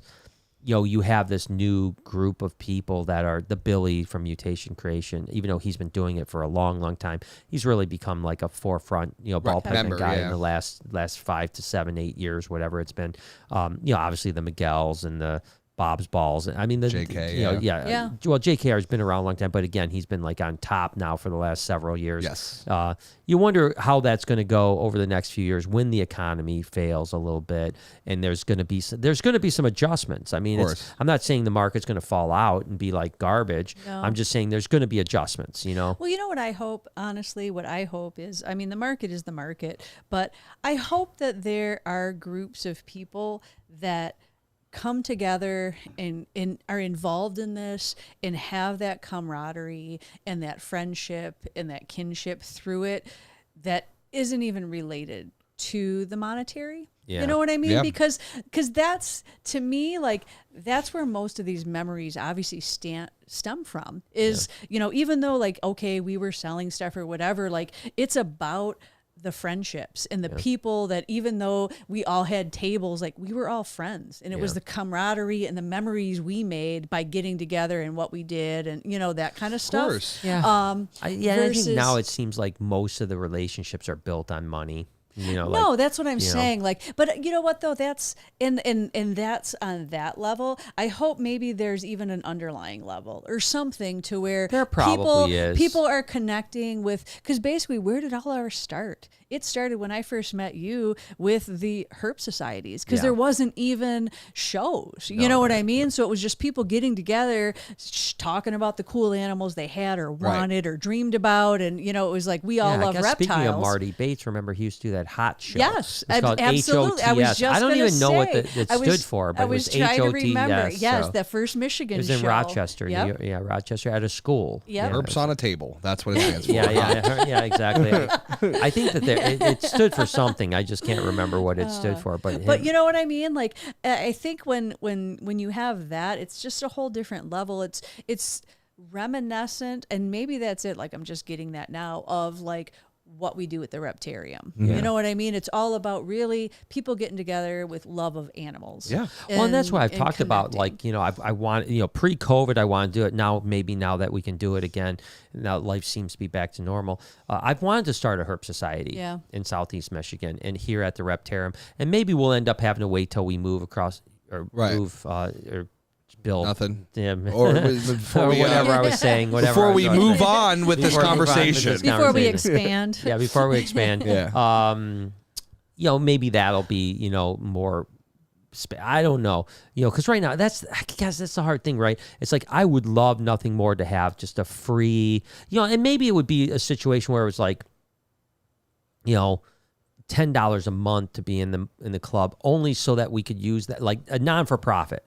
So we use that $10 per person to bring speakers in, to bring people, fly people in or something like that. This is the only thing that I see as a problem with like hosting it at the Reptarium. So like, because if we're having like groups of people come into the Reptarium, for that, it's not to experience the Reptarium. So, like, honestly, like, I know we can't be bringing animals out. We can't be doing whatever our experience. No, like, you know what I mean? Because the problem with that is, okay, if you've got like this huge group of people and then we need workers and that, you know what I mean? That's not what this is about. This is about people getting together to, I know, you know what I mean? So it's kind of like, I know what you mean, but I think that's what would make it even more special though, is that, now I'm not saying have workers taking animals out, but letting people like walk around the Reptarium and see the animals, you know what I mean? Not necessarily take them out, but like, I think that's walking around would be one thing, but this is the thing, like, okay, be honest. I know you. You know what I mean? Unless I took all the keys and I locked them away and nothing could be opened, you're going to start taking shit out. And then next thing you know, everything's out. You know what I mean? And then it's like not what we're trying to do. And then it's I don't know that that's not what you're trying to do. You're just trying to do. No, I just think that, it's not, I don't agree with the sense that that's not what we're trying to do. We're just trying to cultivate the next generation of excited people. And if they're excited about holding Perdita, there's nothing wrong with that, And I don't know. I guess it goes back to harder. Well, it might make it harder, but I think that it goes back to like especially if we expand and it goes successful. At that point, I think this is what I've said is like there's always been a goal, right? In our whole life from when we're teenagers. There's the goal to be a reptile breeder full time, and then we're a reptile breeder full time. And then the goal was to be the biggest reptile breeder, and then we achieved how big we wanted to get. And then the next goal was to open up the reptile zoo, and then it was to expand to a 2.0, and now it's to expand again and do the aquarium. And I think that at some point, like you run out of things that you want to do as far as like. Well, when do we move on to the next one to where it's just me and you traveling the world? Yeah, well, I don't know when that happens, but because that's my goal. Yeah, that's a nice goal. It's a hard one to achieve, but it's a nice goal. No, but I think that what I'm saying is that I don't. It's just me traveling the world. What I'm saying is that I don't know that there is a next thing for me. As far as, I'm not saying in business in general, but as far as like, I think if we do expand and we do the aquarium and the dig site and the Reptarium expands, I think that's like the end goal. Like, I don't think there's 100%. like, at least not right to now. Say we won't do other things, but as far as like that will be the feather in the cap as far as like where we go. Yeah. For, well, that's what I'm saying. I don't know that there will be like the next goal there. Now, I think like Animal Con, I'm excited about that because I was thinking about it today, like I think Animal Con 10 years from now could be, still crushing and turn into something where it's like that annual, like everybody goes to Animal Con every year and looks forward to it. And that, hopefully that can be something that we put energy into. But my point is that I think after you achieve those goals and maybe, you're doing well in life with everything, it's like, then it's about giving back. And that's like the Herp Society idea, is like the giving back. That's why if someone, if you have a one night a week where you're closed and people come in and they can experience the Reptarium and experience a guest speaker and, meet people and stuff like that. I think that doesn't matter that it, may not be we might even lose money on it, No. And I'm not even thinking that, but like,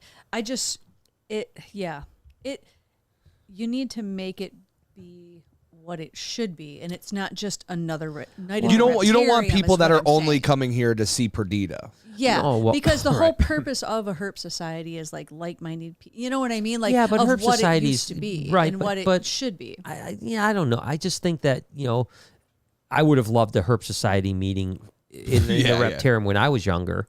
You know what I mean? It would have been cooler. Yeah, we have the time in the speaker room, but then we have the rest of the time walking around a reptile zoo. You know what I mean? That would have been cool. And a lot of herp societies do that at zoos. They do like zoo tours and stuff like that. So it's not all just about like academia. I know. And I'm not saying anything. I just all I'm just saying is I know you, and I know what you are. Well, I think it'd be cool to do it. I think it'd be cool. It's always so extra. Yeah. Roberta says, sorry, another one. Even if he, so this is for her snake. It says, even if he ate in this cage since I got him, and he'll be 3 in October, this one goes to the Wine Fund or Grandbaby Fund. Well, thank you so much. Aww. I mean, it's one of those things where, I mean, it's hard. It's hard. You've got one of two choices. You could either try the downsize a little bit, or you could wait it out. And I don't think waiting it out is the wrong idea either. You did say, try feeding in another container. You could do that. You could even get a container that would fit in the cage. Yeah, and but I just don't like that idea that much. Because when you move a ball python, it usually doesn't want to eat. Well, unless you moved it the night before. Are you talking frozen? Well, I don't know. Yeah. So if you're talking frozen or whatever, if you had a smaller shoebox and you put it in the 65 and you put that in the rodent and then just put it in that overnight. I just don't think that's a good idea. I just think that moving that ball python is going to stress it out. It's just that's I don't least think amount of stress. No, I think there's almost zero chance of that working. Seriously, I don't think it's. I think when you move a ball python from its cage into a shoebox and throw food in there, the chance of it eating, even a good eater is probably not going to eat in that situation. Ball pythons just aren't that way. They just don't like to get moved. Now, if you wanted to put it in a small tub inside the cage for a day or two and then throw food in, that could work. But to do it it has to settle down. It can't. You just can't. Ball pythons are very, very touchy. I think it wouldn't work. But the reality is, too, hon, like you said, it's been a couple years, and it's not unusual for animals to ebb and flow in what they eat and going off food. Like whether it's a ball python or colubrid, like. That's one thing we do with all of our adults in our, breeder collection, especially is, with everything fluctuating, you fluctuate to do what you can to keep them feeding. Like, right, but then at the same time, a 3-year-old ball python, it is going to go off of food. Exactly. And it's going to fast. It's going to fast anywhere from 1 to 6 months a year. Yep. And so it could literally just be in a fast. Yeah. So I guess what my advice, now the more I'm thinking, if it's been in that cage for 3 months, 3 years, and it's done fine, I would probably just invest in a scale and make sure it doesn't drop more than 15% of its body weight. If it's in most of the time, I remember the longest I ever went was 14 months. A ball python went without food, and it dropped less than 20% of its body weight in 14 months. Very remarkable at holding on to fat. If it's not dropping, then I don't worry, and it'll eventually go back onto food. I made that mistake because my first ball python, I didn't watch all the Brian Barczyk vlogs before I got it, so I didn't know this, but I literally it went off of food, and this is my first snake, so I'm like, I don't know what to do, and for months I was buying rats, and then I had to find something to do with this rat, and honestly, it took, like you said, about 8 months before my ball python ate. It was a full-grown adult when I got it. We got even Gemma right now, our retic. She's been off for 7 months, and she's losing a little bit of weight, but she still looks okay, and I know she's going to eventually go back onto food. And it's just a matter of, she's so big, obviously, it would take a long time for that. But it does stink. I can't wait till she feeds. I tried feeding her yesterday. Still nothing. Still not even an interest at all. Not even a remote interest, which is a bummer. But with her too, though, that's a little bit different because she had a whole change of environment for her life. Yeah. So that's going to be an adjustment too. Hopefully she'll go on soon. Tiffany says, how was Jurassic World? Do you think I should wait till DVD to see it, or you think I'll stay awake unlike Lindsay did? Yeah, I heard that. Had to stir the pot for her. What happened to Lindsay? I didn't hear about this. I heard Lindsay went to the movies and then she fell asleep. No, she didn't. Really? Yeah, she fell asleep. Now Noah and I are infamous for that if it's not action-packed. So do you think I would have fallen asleep if I went to that? I think if we went at 9 o'clock at night, we would have fallen asleep. Yeah, but you could have watched could watch a world war happen. Yeah, that's at 9 o'clock and Glory be it out. depends. Like I stayed up for Doctor Strange. Yeah, that's true. Yeah, that was late. shocking. Yeah. Yeah. That was shocking. That was shocking. Yeah, shocking. No, I mean, it's a very good movie, and I loved it. I personally think you shouldn't wait. I think that seeing it in a theater is an experience. I kind of think so too, because like just the way those things go. I didn't see it yet, but like just the way those Jurassic Parks and with all the stuff, like it's something that with the sound, you've got the sound design in there. You've got the giant screen. Not that it won't be good on video, but I'm sure. No, I would definitely go see it and not wait. It's not. I mean, just don't spend the money. Just go to a matinee where it's cheap or something like that. If you're worried about spending the money, and you won't fall asleep. If you're falling asleep during the day, then something's wrong. To tell you. But start day drinking. If you're like me and you grew up watching Jurassic Park, definitely see it in the theaters because it felt more nostalgic. Because I wouldn't have watched that at home first. I would have went to the movies when I was in the 90s. You know what I mean? Yeah, it is definitely. It was nostalgic, and it was cool because it has the old crew. It's got Jeff Goldblum. They recreated scenes too. Yeah. It was like I think they did a really good job of like bringing the old and the new together and making it an interesting story. So did it pick up where the other one left off? With like where they were selling the stuff and then they got it didn't. It did. All right. Because they but were like years later. We won't spoil anything. Okay. I'm just curious because I'm trying to think back, and that's how the last one ended. It's pretty similar. Yeah. It's like years later. Okay. Exactly. Yeah. More Mixology Jay says, "Hey Snake Fam, guess where I'm watching from? I'm gonna I don't know. He's getting his plasma taken. I'll bet any money that boy's getting his plasma taken. I don't know. What? Oh my god. I don't know, but I bet you that's where he's at. That would be something else if that was the case. Oh god. You gotta let us know. You don't just type it down below. Yeah, I need to know. I just need to know. Yeah. Hopefully it's something more exciting than your plasma draw. Yeah, but that sounds crazy though. I tell you. I mean, I don't know. I couldn't do it, man. I'm sorry. You're gonna have to get your plasma elsewhere, big dog. Like give plasma like twice a week. Are you doing that for money? Yeah, they get like the market's money. down now. You know, I don't know. Yeah, sometimes they get like $100.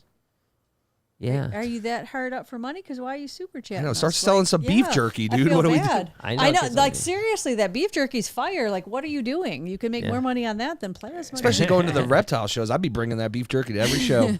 I'd be selling so much beef jerky. Reptile people are beef jerky people. He's a good provider for his family. He's willing to give his unless his family needs plasma because this is all gone.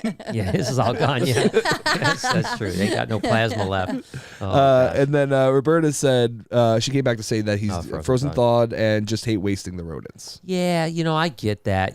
But I will say this. If you try live, it's phenomenal how often a frozen thawed animal will just flip flop, bam, go crazy. And it's not that they don't immediately. You could then like back off too. You know what I mean? Like you go live once or twice, it eats really good, goes back on the frozen. It just gets that feeding response back up there. Yeah. Oh, I'm supposed to hunt. That would be the first thing I would do. To be totally honest with you, I would probably try live. And I don't like live any more than anyone else. No, I mean, it's does. like I prefer not to do that. But sometimes you just have to do what you have to do. And I think that would be the first thing I would do in your case. Because even when a ball python's on strike, oftentimes that strike can get broken by live food. 100%. So I just wanted, before we go to the next one, Jason did comment down below. He goes, Jay knows all too well. Last of this 8-session run, $700. Oh my gosh. Taking the fam to Banff and Calgary in a couple weeks. Oh my Good place to replenish that plasma, brother. No, unfortunately, he's going to be sleeping the whole time. It's like 30 feet away from his house. He's in Montana. What a guy. So that's basically that's how he's funding his family vacation. Yeah, it's awesome. That's awesome, right? He literally gives everything for his family. What have you done for us? Like I'm feeling we're not family. Jason's a good guy, man. What? God bless him. God bless him. Love you, brother. Next, I want to go on a vacation. I'm just saying, you've never given your plasma for me. For money for me. Like when we've been like broke, you've never given plasma or an to egg. Try to help. You know how much these eggs are going for, Lori? Yeah. Sheesh. No, but I'm about to do feet pics. Same. What? Oh my god. I told Maria the same thing. I said, listen. Get them puppies out. Yeah, right. OnlyFans. We got to need some cash. OnlyFans. Dude, they love it. Oh my gosh, yeah. No, but that's cool. Good for you. And Banff it would be amazing. Yeah, you're gonna love it, dude. Yeah, I've never been, but it sounds amazing. It's in Calgary. Calgary and Alberta. Calgary. Banff. Really beautiful park. One of the most beautiful in the North America. Well, I hope your family has an amazing trip. At your expense for everything you've given. Yeah, you've literally given everything you can. I know. He's going to have to sleep 26 hours a day. I swear. I mean, if he ever gets... the next thing is like bone marrow, and that's like not good. That's real harsh. Yeah. I don't think they pay you for that, though. No, they might. I think it's just free. Bone marrow? I mean, I don't got to be more than plasma, man. It's yeah, so but rough. I don't think that I think it's like you donate your bone someone marrow. That's just for a good cause. That's that's just like being a nice person. I don't you know know about all that, dude. Like, I don't know if anyone's like, hey, I'll get you that liver if you give me $20,000. I'll give you my kidney? Listen, Jason, you ever get divorced, at least you could say you did everything you could to provide for your family, oh my bro. gosh, yeah. I've never known anyone that's worked harder. Never. Yeah. Sean says, hello, hope your day is going well, and hello, Lori. And throws a wink, dude. Hello. Boom. He's winking at your girl, dude. What's the problem at there, Sean? Yeah, you got a problem, dude? Speaking of fighting words today, people are so fucking weird, man. It's like I was driving to work today. Oh, no. I'm driving to work today, and the lane merges on Mound over one lane, right? I hate mergers. And so I put my blinker on. There's enough room for me to get over, but the truck is now that's behind me is not like... like I've got my blinker. It's about to end. See, and I just making it awkward. I could just putting your blinker on. No, Let well, me listen. Just start with that. So I could just swerve over, but I'm thinking like I'm going to be nice. I'm going to put my blinker on. He doesn't speed up, but he doesn't slow down. Yeah. So I'm like, finally, I'm getting to the end. I'm like, I got to go over. I get over. And it's only for like a quarter mile. Then he goes, as soon as it opens to two lanes, the guy comes right up to me, screams and yells, flips me out, and then gets in front of me and cuts me off. And I'm like what exactly? Like, why are you such 8:30 in the morning, yeah, I'm bro? like, what is your problem? Like, literally, I put a blinker. If you were a good person, you would have just let me in. Instead, you're like, you didn't. You made it awkward. Yeah, you made it awkward. Yeah, and now you're like, and what are you trying to prove by, you cut in front of me, like, oh boy, that's but it's like, oh boy, like people like that are so stupid because don't they realize someone one day is going to have a gun and just shoot especially you in in Michigan head, where you can carry a gun. I don't carry a gun because if I did, you'd be in prison. I literally would, and basically, I'm everything without the gun. How do you think you would do in prison? I'd do terrible, man. I know you would. I was asking Lori. I'd do so bad, man. I'd be screwed. And that's the thing. Like everybody, all the family says I'm a terrible driver. I'm not. Like, this is common sense. And 9 out of 10 people, if you put your blinker on, it's going to be an asshole. So basically, I just look and I make sure I have enough room and I just cut the fuck over. Well, do you think if I did that, the guy would have been any less upset? He's not going to be less upset that, the guy, didn't have a blinker on. He's not going to be less upset, but you know what you did? You played that game and you got him all whatever by putting the blinker on. Yeah, because the blinker, now he's thinking about it. You think this guy's going to come over in my lane. He thinks he's coming over here. But I'm serious. Like, this is the way people work. And if you just did whatever, then he's just going to be whatever. And if he cuts you off, he cuts you off. But like, you're just teeing it up for him to go like, no. Well, and the same outcome. Game. The outcome would have been the same either way. And he was from Indiana too. So that makes now I get it. You know what? You shouldn't have cut him off. You should have hit him. Yeah, hit him and ran him off the road. Yeah. But I was just thought to myself, like, what kind of a miserable life do you live that you literally like are upset that a guy with a blinker moved into your lane? Like you said, you didn't cut him off. I would have just. And it wasn't like a quick blinker either. I drove like a quarter mile with the blinker going like, hey mister, dude, please. I'm coming over. Right. I'm coming. And finally, then I had no room left, so I had no choice. Now I have to come over. I'm not even shitting you. Like, I've done this for years, and I've played the game, and I've done all of the things. No, I'm not even kidding. She's went through all the possible. And seriously, gosh, the worst thing you could ever do is put the blinker on and try to wait for somebody. Honestly, ever, because that's the worst case scenario and the worst response you'll ever get. Trust me. But he didn't speed up at all. That's what I'm saying. Like, he didn't like. But then I don't understand. Then why didn't you? Because you're side by side. Did you not speed up? No, we weren't side by over? side. We weren't side by side at all. As a matter of fact, like I was driving. There was enough space for me to get over to the right. I was putting the blinker on, like thinking like, he'll slow back. So there's enough space, but I'm thinking like, he'll probably slow back a little bit, or do the other thing and speed up, and then I'll slow down and get behind him. Instead, he just stayed consistent. So you just drove. So with the blinker on. I just drove for about a quarter mile with the blinker, and then I just got. As soon as you understand that's what's going on, then you just and cut over, and then just. And the same thing would have happened. The same thing would have happened. He would have got next to me and screamed and yelled and flipped me off, and then cut me off like a big. And it was I mean, I literally had this water bottle, and for 1 second I thought I should pull him aside and smack him in his fucking head. Honey, I mean, I know because I've been with you when you have chuck things out the window. I think about it every time something happens. I'm like, I got a handful of quarters right here. Let's talk about Jake moving to Saginaw. Yeah. I mean, my point is that I kept my cool, and I was like, for 1 second, I was almost like, I'm just going to pull up and I'm going to smack this guy with this bottle.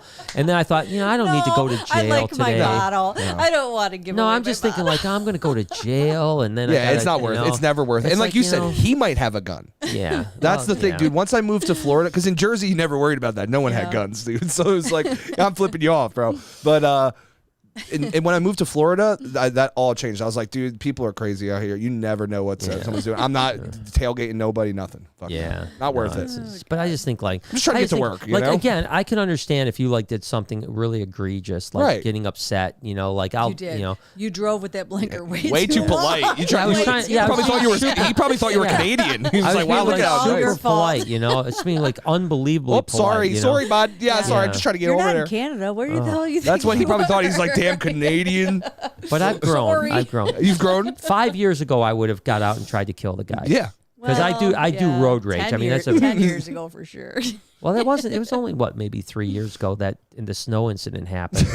the snow incident of 2018. I remember that. Yeah. I had the whole family and this guy like. It was, I mean, like it. Nothing. So this is 3.5 years ago. Yeah. The Vegas experience. No, the with Vegas you and one was Dwayne. the worst. Yeah, the Vegas, but that was 20-something years ago. That was like 25 years ago. Chased him all the way into Old Town. Yeah, I chased a guy. Literally, I chased a guy down the expressway trying to get him to. You and Dwayne in the front seat. Me and Kathy in the back, going, "Oh my god." The downside is that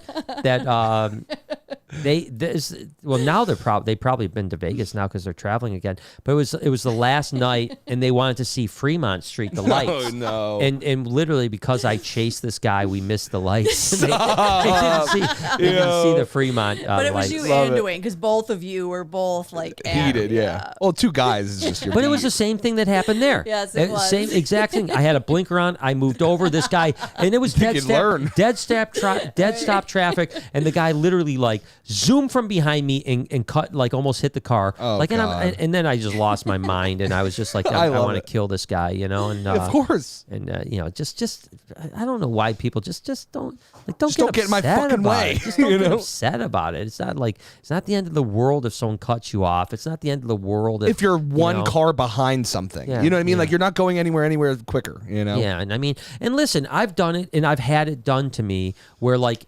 Someone's in your blind spot and you almost actually hit the person. Right, of course, that happens. And whenever that happens, I feel like I'm like, oh my God, I'm so sorry I did this. Yeah. But I've had it happen to me. I've never chased the person down. No. Be like, you almost killed me, you piece of... I'll just be like, what's wrong with you? If they do something crazy, give them I'll chase them. little beep, like, hey, you idiot, Yeah. But that's it. Moron. I don't lose my mind, like, that's how you die, I mean, you 100%. die, you get killed, you freaking get... I'm going to lie. It really depends on the day and everything that's happened so far to how the reaction goes. But most times. I always try to fantasize like, hey, the person that cut me off, maybe they just saved me from getting into a car accident and they're going to get into a car accident. And then it works out. That's how I feel happy about it. Yeah. I always think about things though, like I might have brought this up in the past, but the name will always stick with me. His name was Thomas Junta.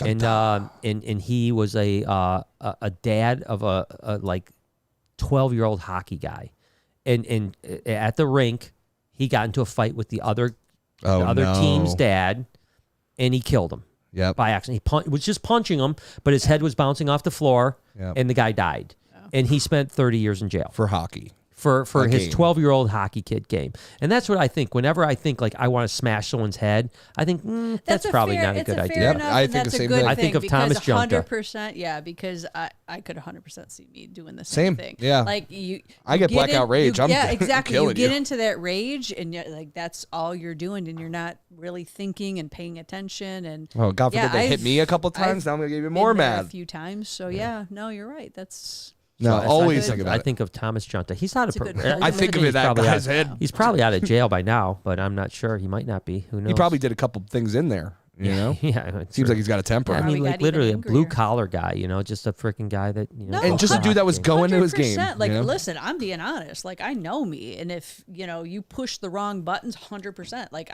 if I just let it all go, I would. Yep. I would just rage on you, and then come back like, holy shit, what did I do? Like, My knuckle It's hurts. like the Ozark. Yeah. Yep. Definitely. All right, Prim says, is it bad to force feed a ball python? And when is the right time to force feed? Got told by a breeder to force feed mine if it doesn't eat once a week.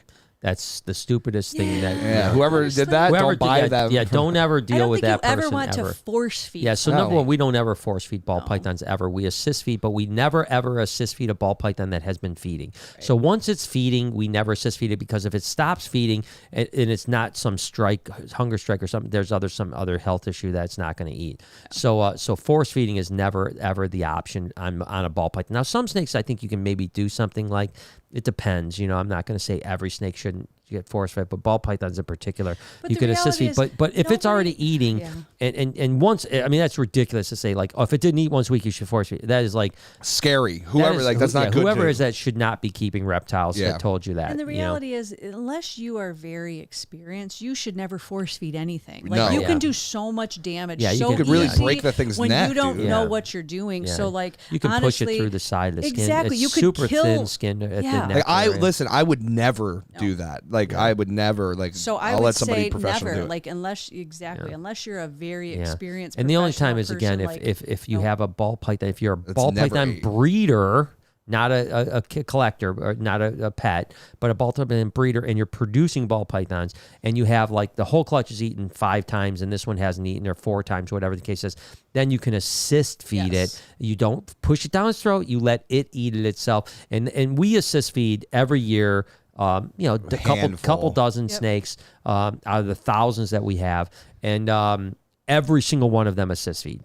Yep. Every one. We never have to force feed not one of those. Yep. Yeah. Ever. And there's a lot That's of scary different that someone's animals saying that, that. yes, you may have to assist feed, but what that entails, and even that is still like, if you don't know what you're doing, you need to be careful. You could break an animal's jaw. Yep, like, you could do absolutely. stuff if you don't, you know what I mean? And Yeah. and it's not that, you're dumb or anything like that, but you just have to be aware of the animal and how to do things. Yeah, the mechanics of properly. its body. Yeah. So, like, I don't recommend anybody who doesn't have experience ever trying to do that. Yeah, Take and the it only to reason somebody that who we, does. and the thing, I the agree. reason why we can do stuff that like that is because we got experience by being with people that had experience. Yep. So we didn't start like, oh, we're just going to try to Shove it force feed this. down. Yeah, people we were teach around, you. Like, we were you taught learn, for yeah. years and years and years mentoring with people. But trust me, your ball python, if it doesn't eat No, more than once a week, don't ever you're okay. Yeah, you're going to be just fine. I promise. Elijah says, I'm considering buying a ball python, but I'm concerned I will become bored with it. Is there any way, or is there a way to keep the process of snake ownership interesting without always buying new snakes and reptiles?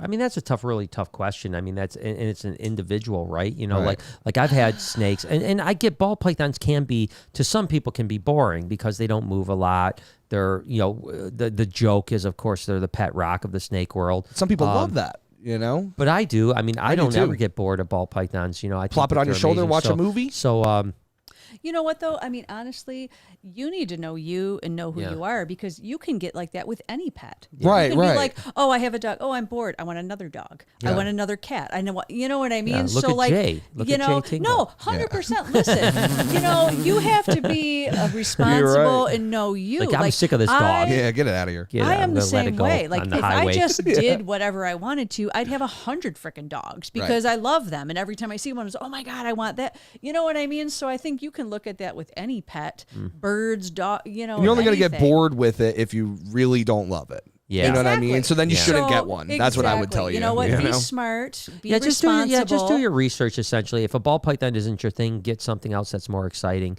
and figure it out and find the animal that you are going to give a forever home to. Yeah. Because that's the one problem with the reptile hobby is the people that get animals and then 6 months later want to get rid of them and get rid of them and get rid of them. Well, I think and, with all animals, that's the problem. Yeah. A lot of people do but more that, so with reptiles because I think they people at feel least more People don't have disposable. feelings toward it. yeah, people, it's, I mean, a dog, dog, typically, unless you're heartless, people fall in love with them. Yeah, most people don't let a dog out at a surprised. park. Just let it go. A lot of people let snakes go, and that's just because they don't care. Yeah, they don't care. Exactly, I agree. Latrocious Burns. She says, "Well, don't you love driving in Florida? No one even uses blinkers, no inspection. I don't even know Florida's how some cars bad. are still running. Florida's the worst. Orlando's the scariest place I've driven in my life. Orlando Ever. is like Ever. people Scary. should. I mean, I always say when I'll they have revote. those drones, I don't want to go in it.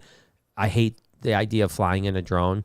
But I will in Orlando. Not more than I-4 Flying driving. in a drone. What the hell? Are Yeah, you the talking drones, about? the personal the Jetsons. drones. Yeah, the personal drones. They're doing that. They're already testing them. When are you ever going to do that? When we go to I-4. Well, I would go Yeah. in Florida, in Orlando. I'll take a drone. Me wait, too. I'm with you. Wait, okay. So I need this on a flash drive right here. Oh, it's on YouTube forever. Yeah, Yeah. because 100%. That's Orlando's not going to no, happen. it's a different country. I'll- The only place I've been to that have driven worse than Orlando is China. Right, and that's my point. Is that's Yeah. crazy? That how is Orlando I didn't just know as bad we as were China? Gonna, if we were going to make it back on that one. To China? Yeah. China was bad. Yeah, that was like we were both just staring at each other in the back seat, like holy shit. Yeah, no, like, everything having to do with like traffic lights, anything. It's all a suggestion. There's no rule and it's there. not even like a hard suggestion. It's No, a it's very like- soft one because Yeah. everybody's just doing whatever Yeah. the hell they want. And And then there's bikes and like mopeds also Yeah, yeah. involved. Like and why we call her Latrocious Burns is that that's what Savannah thought her name on the was. live when she was here. She was like, Latrocious Burns. Latrocious Burns. It's like, no, it's Let Roses Burn. So now we just call And she's like, oh my God, I never knew. because she goes on Gatorlands too. Yeah, because she goes on Oh, Gatorland. that's Because she's hilarious. down by Gatorland. So that means for Savannah. months she's been calling her Latrocious, Latrocious Burns. Latrocious Burns. Yeah, I'll talk to Sultan for you. You gotta love I love her. Savannah. amazing. My fave. Jason came back to say, "Hey Brian, good luck with the scaleless clutch. If you miss, you know where there's one well started and available." He gave me Yeah, cool so eyes. I did a scaleless breeding this year, just because I want to see what happens. You know what I mean? Like I won't sell them. I won't, whatever. I just figure like if we get it, maybe it'll be something that'll be cool to be at the Reptarium and we can take. I don't even know why I did it. just really. nostalgia. Yeah, it's one of those things where We'll see. Yep. We produced the first ones and then never produced again because we never tried. So it's like now I feel like let's give it another shot. okay. Timothy says, setting up more mangrove cages while listening. Got any other old forest stories? Missed that guy. Oh man, there's so many So Forrest many. stories. Yeah, I mean, Forrest was a character on so many levels. I mean, there was most of the Forrest stories were really good Forrest Right. stories. Some weren't so good. Over the years, but I think that I just told the story yesterday, ironically enough, because I was at our rabbit supplier and Thought you were going to say rabbi, but that's fine. I was at my local rabbi's. rabbi. I was at my local I was rabbi. at my rabbi's for a Blessing little. some rabbits. What do they do? They Brian don't. was signing up for I don't his know bris. I don't know what rabbis do other like for it's not confession. What do they do? They do bar mitzvahs. And No, Yeah. that's when you're 13. That's not. I'm far Listen. beyond that. not in the heart. But anyways, man. I was at my rabbit suppliers and we were talking about Cold-Blooded Cafe. Yeah. And I had mentioned how like Forrest started. He lived in Florida before they moved to Indiana, but he landed a lab source, which was Harlan at the time. Now I think it's called another company. I think that someone else acquired him, but he landed a lab source to where he could go and get the excess supply rodents from there. So he would literally drive from Florida with like a couple freezers on the back of a trailer, obviously not plugged in. Yeah, of course. And he would drive and get fresh, culled rodents. I mean, by the thousands. And then he would drive from Indianapolis to Michigan. to us. And then And we sort would them, have to. and then us and him would yeah. sort through rodents together Some on the stank back. Hours rodents. all night. Gross ones, and, right? And yeah, we'd Ooh. be there till like 2-3 in the morning, Oh, yeah. sorting through The things bags and we bags did of rodents, for- and they were dirty, they were nasty, and by then they We're were kind of sorting and rotten a little bit, bagging. because yeah. they've been out in the Blech. sun for days, and he would literally sleep in our back parking lot in his van. With all the rodents in it, or they were out? No, the already? rodents were- we were yeah. already. We had them sorted. The smell yeah, wasn't out though. yeah. Bad. No, but he would sit. He would go in there for Forrest was a crazy man. I mean, he would do. He was a very driven person. to succeed. You know what I mean? I think that's why you guys connected, because you had a lot in common when it came to that too. Because clearly, look at what we were doing. We did this. You know what I mean? We would do crazy shit too, just to whatever we had to do. And no, but I mean, I listen. Obviously, I traveled a lot with Forrest. To Florida, to Indonesia, to South Africa. He was a fun guy to be around. You know what I mean? It was like he was always so goofy and funny. Yeah, he was. Yeah, he was just do silly stuff, and he was always like, and he always had like, again, it was always like so it's an interesting thing. Like, I'm driven because I want to achieve dreams. Right. He was driven to make money. Right. Right. Like, that was his goal. His goal in life was to make money. He loved, like, some people like the art of the deal. Yeah. Right? Like, they like making the money. It's not even like the money. I mean, the money matters, but it's like they like making the deal that makes them money. And that's what Forrest was. He loved that, whether he was selling. And so everywhere we go, he'd always be like, it was always some scheme that he was doing. Like, we were in Bali. I got this kangaroo. I remember we were in Bali and literally wasting an entire afternoon going to all these wood places and him negotiating with people to buy a trailer full of wood carvings. Like the ones that we seen at, because you were telling me this when we were at St. Augustine. No, St. Augustine. Yeah. Those carvings, right? He's a decade behind, because that's what Baldogo's did years ago. But apparently, Bob Ashley is much like Forrest too, right? Oh, yeah. Very similar people. And apparently Bob used to go to Bali like once a year and do a trailer full of stuff and then wholesale it off to Doug Barr and these other guys. And he would make, he'd say he'd spend $40,000 on a trailer and he'd flip it for like $70,000, make $30,000. Yep. And so literally we wasted an entire, we're in Bali just Bali for God's sake. Go relax. It's like we're there for like 2 days, and we spent the entire afternoon just going from warehouse to warehouse. And hours of him negotiating how much for this if I take 10 of these, how much this, and then literally never did any of it. Yeah, that's such a waste. And then when we were in South Africa, it's the same thing. As a matter of fact, when we almost got killed, the reason we got killed is we had to be back in Johannesburg because we were going to a crocodile farm because Forrest was trying to buy 2 15-foot crocodiles, but they couldn't be 14.5 foot because he had a zoo that was willing to pay him $100,000. But only for 15. It had to be at least 15 foot. And so we literally went to Peoria, I believe it was in. And he, sure enough, we found a couple 15 foot, 2-inch crocodiles, and he negotiated this big deal. He's like, hey, I can buy 2 of them, and the zoo's going to give me 100. I can keep one. The zoo gets one, and I get mine for free. And then it never happened. Never bought the crocs, and it was still a great experience to go to the croc farm and see all these. They were ginormous Nile crocodiles, and to see all the other. Yeah, they were really. It was quite an amazing experience. But always something. But it was always like he was always on a mission to put something together that was like some diabolical scheme that he was going to make money doing. And but I loved him, man. And I miss him every day. And I didn't know him long, but I loved him too. Yeah, for sure. He was a good dude, man. Latrocious comes back to say, I really enjoyed the collab style vlog the other day where everyone pitched in with different clips. Can't wait till Animal Con. Thank you so much. We can't wait either. And yeah, we enjoyed. I enjoyed that. The video itself didn't do as well as I expected it to do because I just thought it was really good video. Yeah. You know what I mean? Like, it had a lot of great people in it, a lot of great information, a lot of high energy. Obviously, Dingo is silly goose, is just an amazing guy. And Chandler did a nice piece in it. Savannah did great. Everyone did so well in it. I thought it would. It did okay, but especially because usually like the deadliest snakes in the world. That's usually a title that really pops. And to have all those other internet celebrities in it, I was a little surprised that it was a little slower than I expected. And it's funny, we've done a video like this twice where we've collabed, and both of them didn't do as well as we wanted to. Yeah, because I want to do more like that. It's so much fun. I really like that style of like collabing and being a community. We talk about like being like, just like Lori talked about earlier. I want to be the same way like the reptile community used to be a community. I want that feeling with YouTubers, right? I want us YouTubers to not be competitors, but be, collaborative. Yeah, collaborative. Enjoying each other. And obviously we have, one of the bigger followings. So obviously, people that are collabing with us are getting benefit by collabing with us.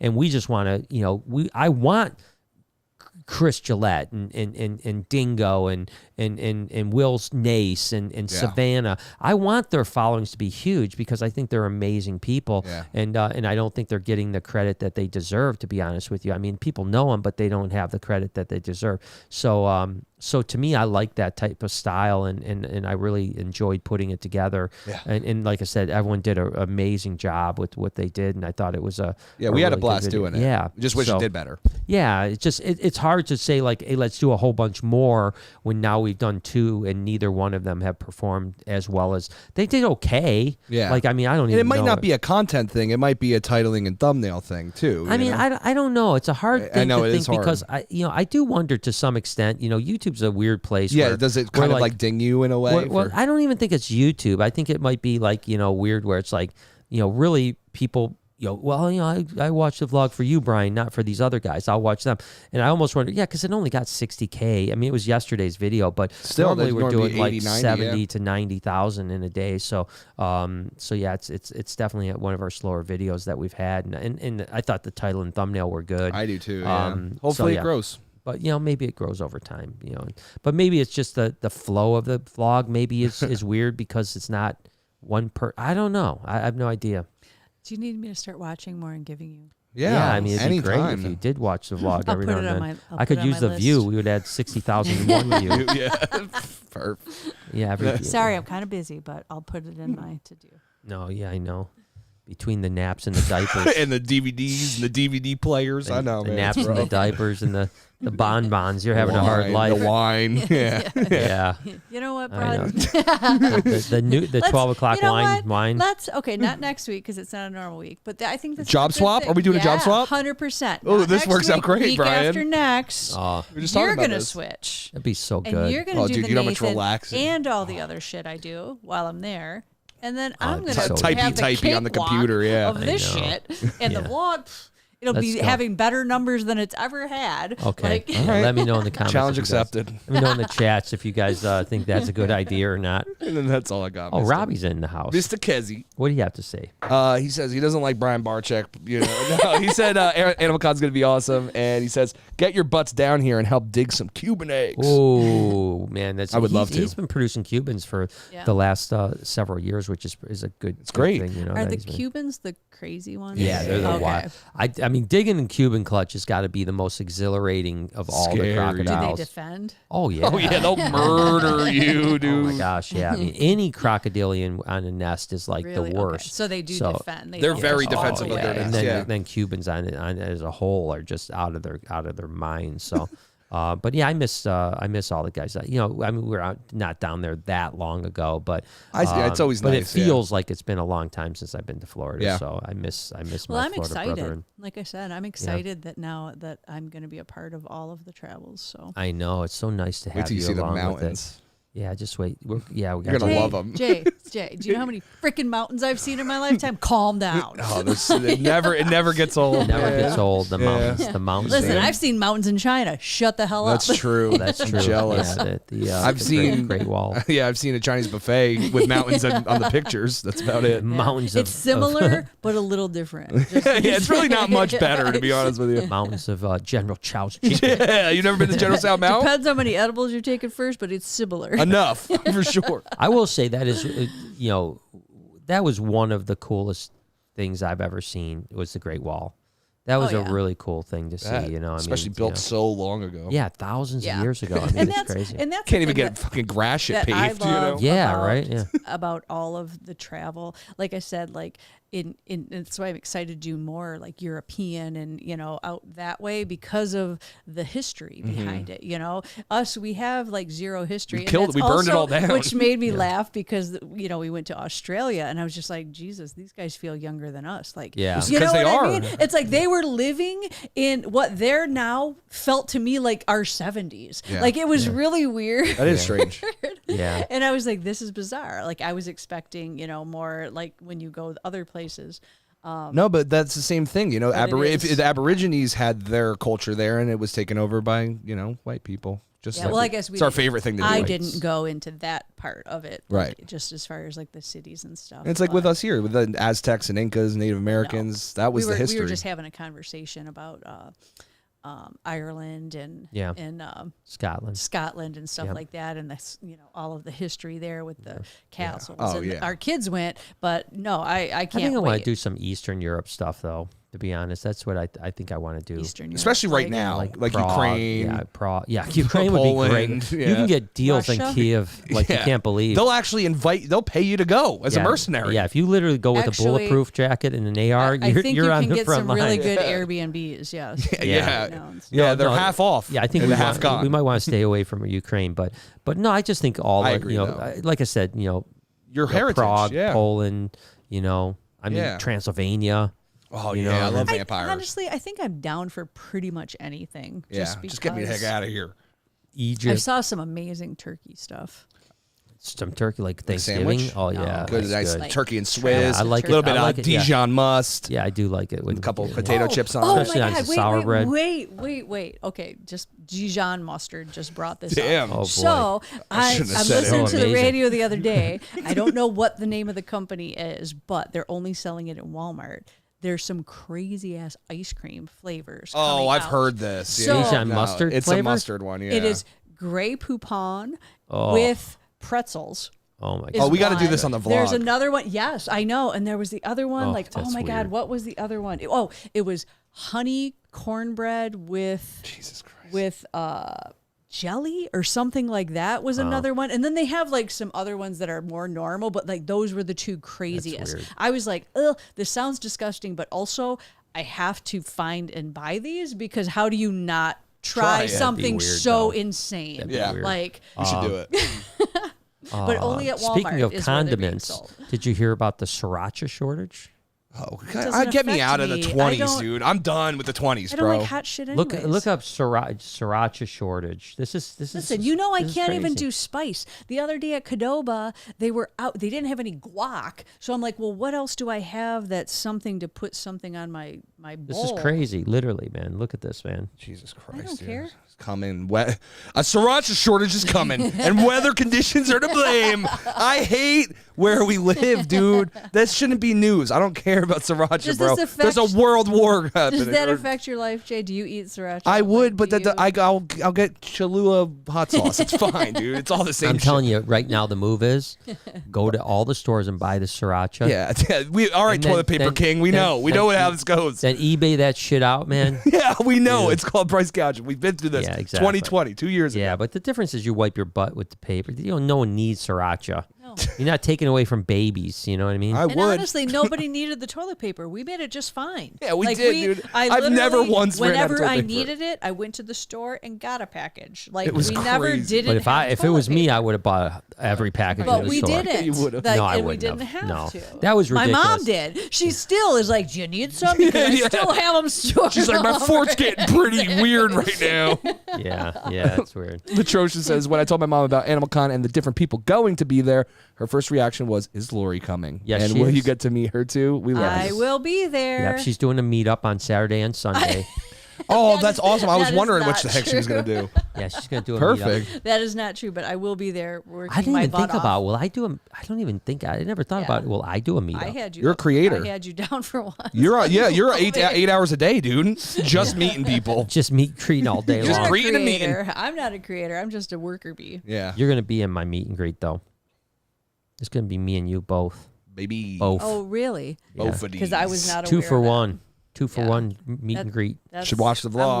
I'm losing on Yeah. that one. So, all right. Well, always hey, do. listen. This has been fun. It's been great. It's been amazing. Wonderful. So, We let's love go. you guys.